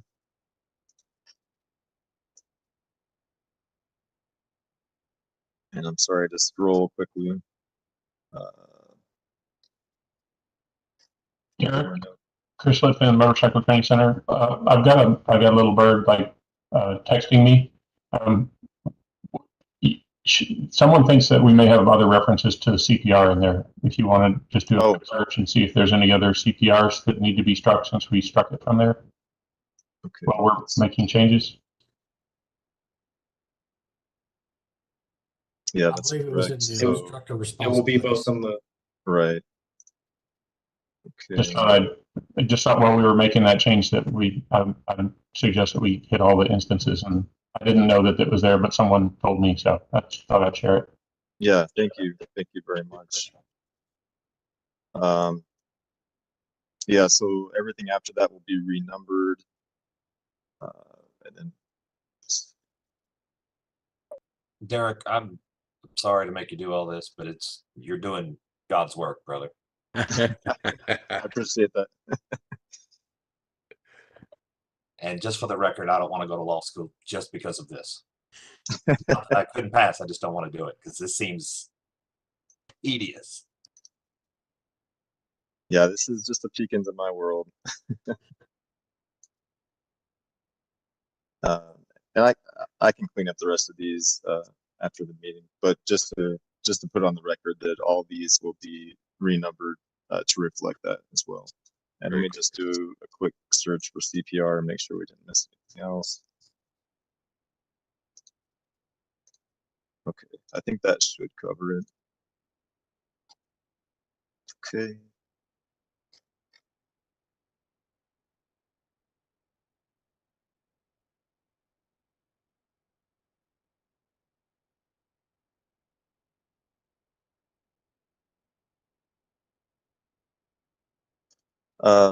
Change of ownership. We suggested some changes to subsection B. The issue was that it wasn't clear that if the motorcycle school continued operations, who was responsible as far as a licensee. So we just wanted to make it clear that the motorcycle school can continue operation, but only under the current license holder. So that would require the two parties to work out some sort of agreement where the new owner would, the school would continue operation, but the old owner would be responsible for those operations. And so that would have to be taken into account between those two parties. But we can't just have operations going on with no one holding a license. So that's what we were trying to clarify here. Any objections to that? Chris with the Motorcycle Training Center Advisory Board member. This is kind of important, Derek, as you probably know. If and when a sponsor sells their business, this is always a issue, right? So as I understand it, what you've got in B says that I'll be responsible for the new guy until he gets his license approved. That would only be if you agreed to that. I mean, Right. No, I understand. Thank you. And this is one of the things, as I haven't sold a business, but I bought this one, and this is a cause of concern because it could be a lot of money on the line, and there's a lot of time and effort that goes into it. And there's this one decision point as to whether the state of Texas will approve the changeover. Is there a way to, I don't want to say pre-approve, but is there a way to grant a new motorcycle school license from the Texas Department of Licensing and Regulation, and then have two of them in operation, and then switch it, and then cancel the other one, so that a prospective buyer and seller will take that unknown off the table, so that they can know that they have been or will be approved, and that that as a seller you wouldn't be responsible for the buyer's actions for the next 30 days or something. It doesn't happen very often, but when it does, it's pretty important. Well, I mean, so if I may, Derek. Sure, please do. So Michael Strawn, Education Examination Division. So you present a unique paradox, Chris, and one of the things I would say is that if you were going to continue under, let's say, the same name, you would end up with issues with, legally obtaining that same business name. We couldn't issue a license to a different business under that same name. However, I would also say that if a business, there's nothing preempting or excluding businesses from using the same classroom locations or the same, training locations at the same time. I don't know necessarily all the nuances in there, but I don't think that if somebody applied for a new license and if they had all of their own requirements and insurance and facilities and whatever agreements happened in the background, that we couldn't do that necessarily. But if you're looking to truly take over ownership of that business, their real property, everything else, insurance requirements, things like that, that they would have to meet, they'd have to all be that new business's own thing. And so you really wouldn't, I mean, I guess you would be buying those. I have a long way of saying that you could do it. There may be some nuances in there, though. Derek, I'll defer to you for anything else. Derek, before you go, I think I'm okay with it as it is. Just a question to you guys at TDR that actually implement it and do it.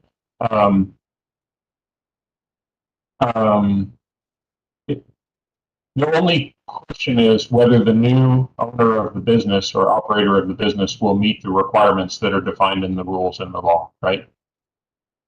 So I think I'm fine. I'm going to withdraw my questions. Huge. Next, Chuck Snyder has raised his hand. It's been 2 hours since our last break, and I'm an old man. How about a quick bio break? Yes. If there is no opposition, I suggest we do another 10-minute break, if that would be all right. Effective now? Very good. We'll see you back 10 minutes.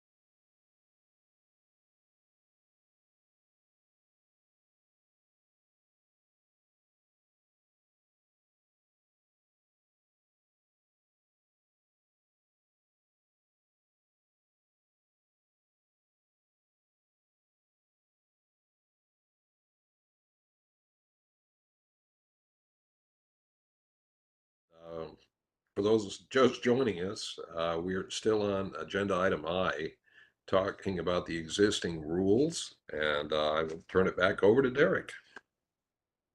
All right, thank you. And I'm sharing my screen again. We had just finished discussing 98.76. Now moving on to 98.80, which is fees. So a lot of what we've done here is kind of consolidate. Before we had listed out separate sections for the issuance and renewal. So here I just combined them.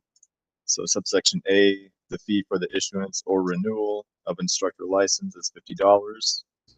The fee for the subsection B, the fee for the issuance or renewal of a motorcycle school license is $100. Those are staying the same. Subsection C, the fee for the issuance or renewal of an instructor training provider license, that's the new one, is $50. So that matches with the base instructor license.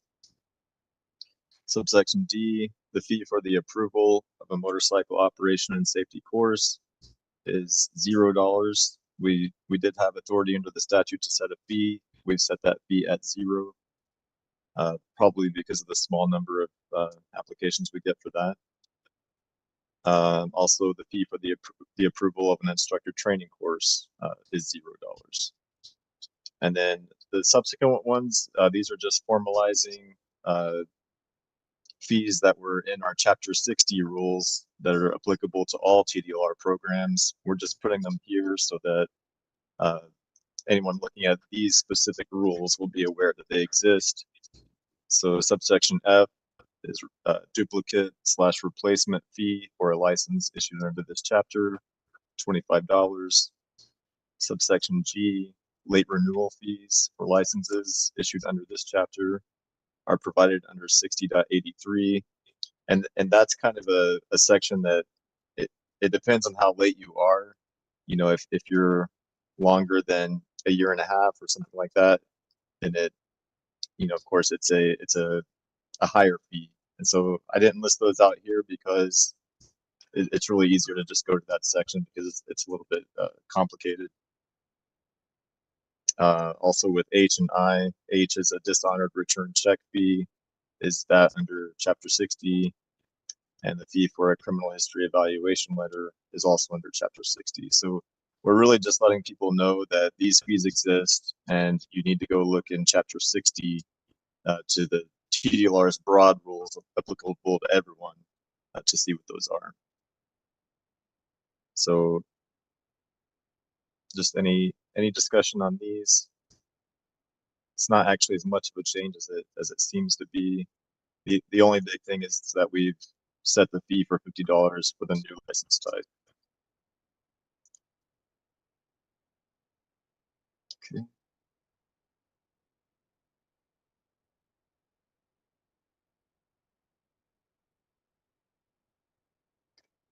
Okay, 98.104, student admission requirements.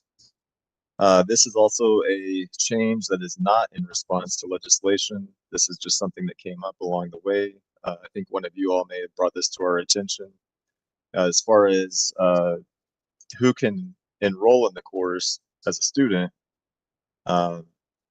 So currently it says that you have to be 15 years old and either have an unrestricted Class C license or higher, a Class C learner license, or have completed driver education. The issue was the word unrestricted, because if you look at the DPS website, as far as the restrictions that exist for a Class C license, there's a very large list, including the requirement to wear contact lenses or prescription glasses. So we were getting questions, well, am I allowed to allow someone to enroll if they have that sort of restriction? And if you read the rule, that would appear to be the case.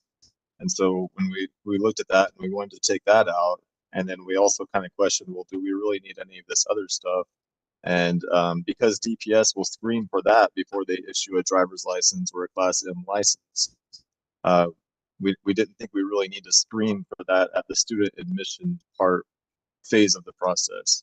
So we in the department had an internal meeting and decided we would propose just removing all of that and just leaving what remains in subsection A, that they must be 15 years old. Very good. Okay. Derek, one question on item B there. And Yes. just to review that we had the non-entry level courses open to any individual class M. Just to reaffirm, the intermediate class or the BRC2 licensing would be counted as an entry level course, right? So that people coming in would be able to get their M by taking them. Yes, correct. We've defined entry-level course to be a course that allows you to get the Class M license. Very good. So Thank you. any course that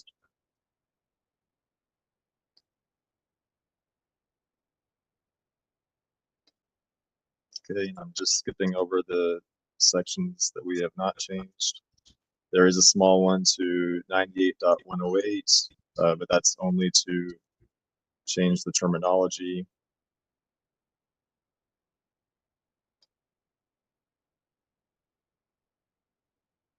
Same case with 98.112, the curriculum standards for an entry-level course, just changing the terminology. And then, so this is our last section. This is one of the most important ones. So these are the curriculum standards for what we're now calling the instructor training course. So because we already had something in place, we don't have to make too many changes. But essentially, we just wanted to add the requirement that they have an evaluation process to ensure the individual can competently teach all components of the entry-level course. And so I just want to point out that this kind of ties in the standards for the entry-level course, because the instructor training course must prepare an individual to competently teach all components of an entry-level course approved by the department. It kind of ties into those standards of the entry-level course. And when you look at those appear in 98.112, the curriculum for an entry-level course must meet the NHTSA standards. And so I just want to point out that those NHTSA standards, although we don't state them in here, they're tied in by virtue of meeting the entry-level course requirements. So that's an important aspect here, is that those NHTSA standards are tied in. So I'll open it up to any discussion on this. Jeff Alford, Advisory Board Member. Kyle, this goes back to your question, sir. Can they attend this kind of training if they're only interested in three wheels?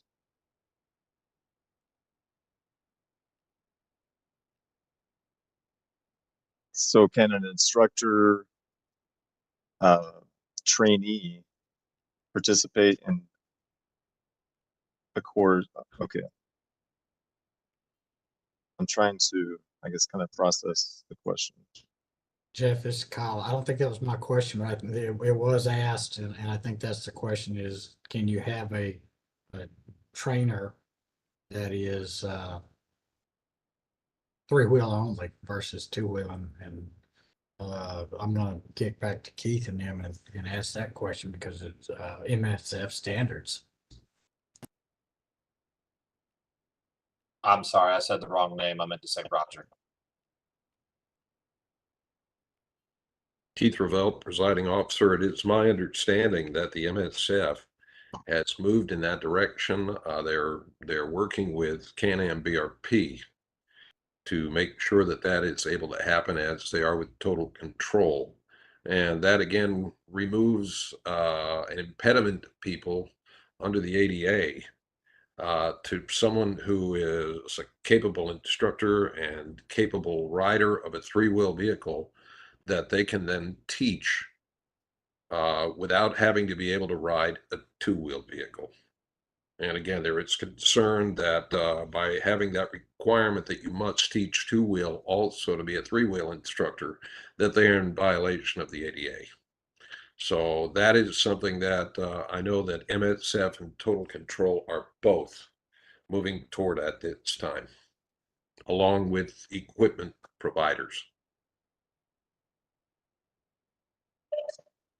Although that's true, I don't think that the language here is a problem because as far as I know, all the three-wheel classes that we offer that are approved in the state of Texas would already be considered entry-level courses because they make their graduates eligible for a license waiver. So I think they fit in under 98.116.1.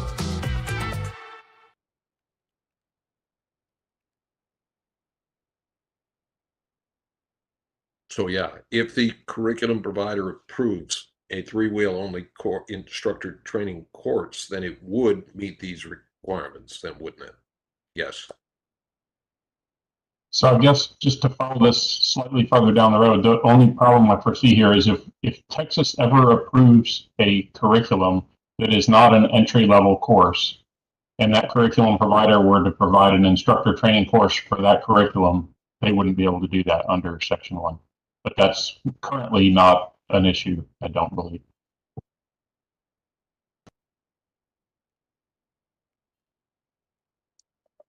Ford, didn't you say that you guys are regulating about 50 different motorcycle programs, and we're only accounting for 2 here?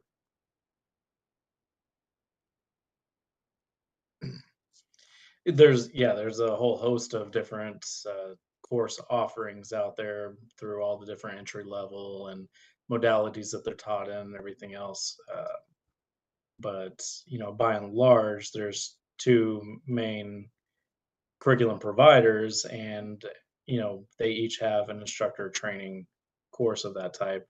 I'm trying to get some information in the background on this, guys, directly from curriculum providers and some other rider coach trainers that we have as well in the state, so I can get a better answer on this. And as soon as I know, I will weigh in on this.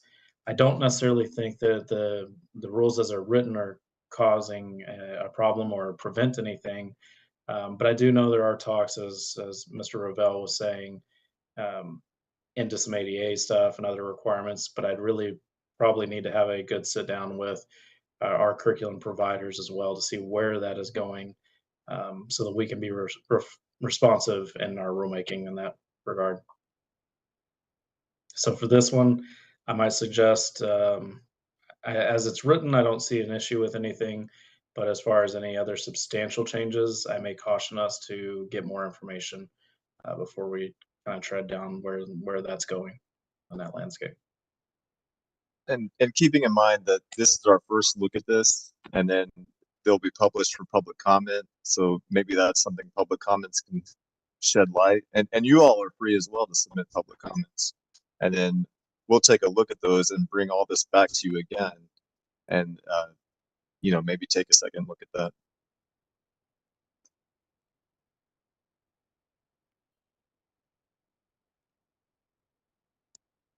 All right. Are there any additional questions, comments, discussions regarding the amendments at this time?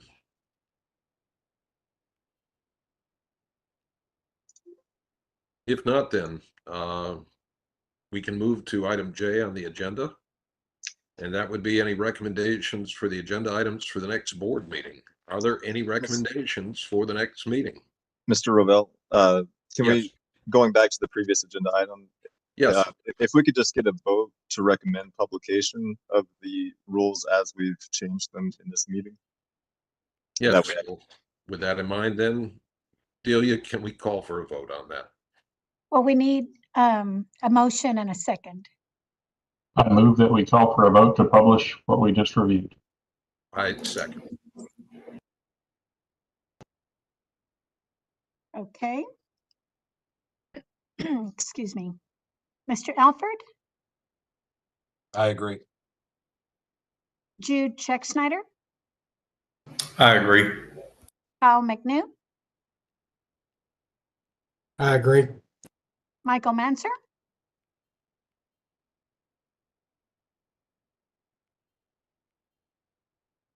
Mr. Manser, I agree. Robert Richmond, I agree. Chris Litvin, I agree. Roger Bowles, I agree. and presiding officer Keith Rovell. I agree. And motion passes. Thank you. Thank you all. Excellent. Thank you all. All right, moving to item J then. Are there any recommendations for the next meeting? And of course, at the next meeting, we will have had the public comment period, and we will of course have an agenda item to review a summary of those comments and to again take a look at the rules and possibly recommend adoption by the commission. Thank you, Derek. Presiding officer Keith Rovell. And about how long does that process take, Derek? So the public comment period itself is a 30-day period. Of course, we have to allow time for filing and the delay in that. So the second advisory board meeting, we are looking for a date the week of November 6th, so that we can get these adopted and in place before the January 1st deadline. All right. If there are no other recommendations for agenda items, then we move on to K, which is the date, time, and location of the next board meeting. So then if we are looking. Mr. Rovell, Yes, ma'am. one moment, please. I believe Mr. Alford earlier had asked about online curriculum for the next agenda. Are you still interested in that, sir? Yes, ma'am, but it is addressed by the other comments of Mr. Burkhalter's. Perfect. I'm sorry. Thank you. Very good. So, Mr. Burkhalter, we are looking, you said, at November 6th. The week of November 6th. So we have a little bit of flexibility based on your schedule. Okay, board members, what day during the week of November 6th would work best for you? 8 or 9. What I can do is, if y'all would like, I can poll y'all. We can either schedule it for either the 8th or the 9th right now, because those dates are available. So May I ask what day of the week those are? on the 8th, it's on a Wednesday. And, oh, I'm sorry, let me see. Oh, the public meeting rooms reserved. So for the 7th and the 9th. So we cannot do it from the 7th through the 9th. Those dates are already taken. So we can either do Monday the 6th or Friday the 10th.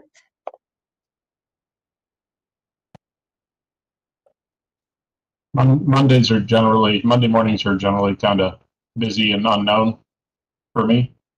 So I would vote for not having it on a Monday morning. Which leaves us, say, Friday then. Is anyone opposed to doing it on a Friday? I believe Friday the 10th. I was just informed that it might be a holiday. The Veterans Day is on the 11th. So More importantly, the 10th is the Marine Corps birthday.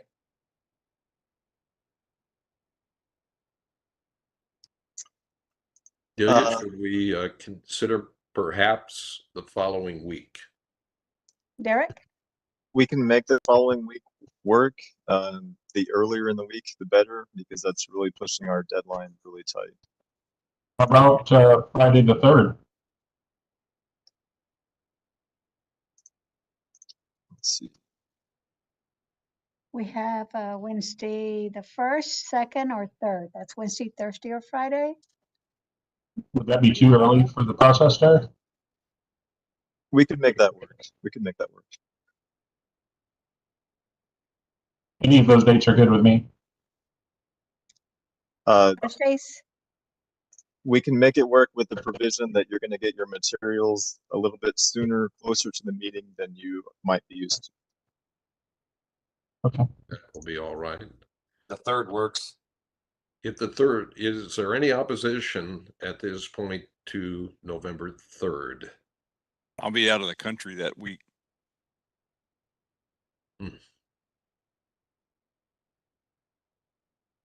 Okay, Friday, November 3rd, if we, just as long as we have a quorum, that's what's important for Yes. for the rules. So can we schedule Friday, November 3rd at 10? Is that okay with everybody? Okay. All right.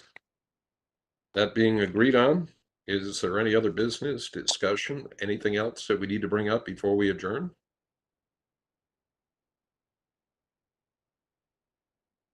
Hearing none, folks, a great meeting today. Very productive. Thank you. Thank you, Delia. Thank you, Derek. You've had a yeoman's job today. And thanks to all of you. It is 2:07.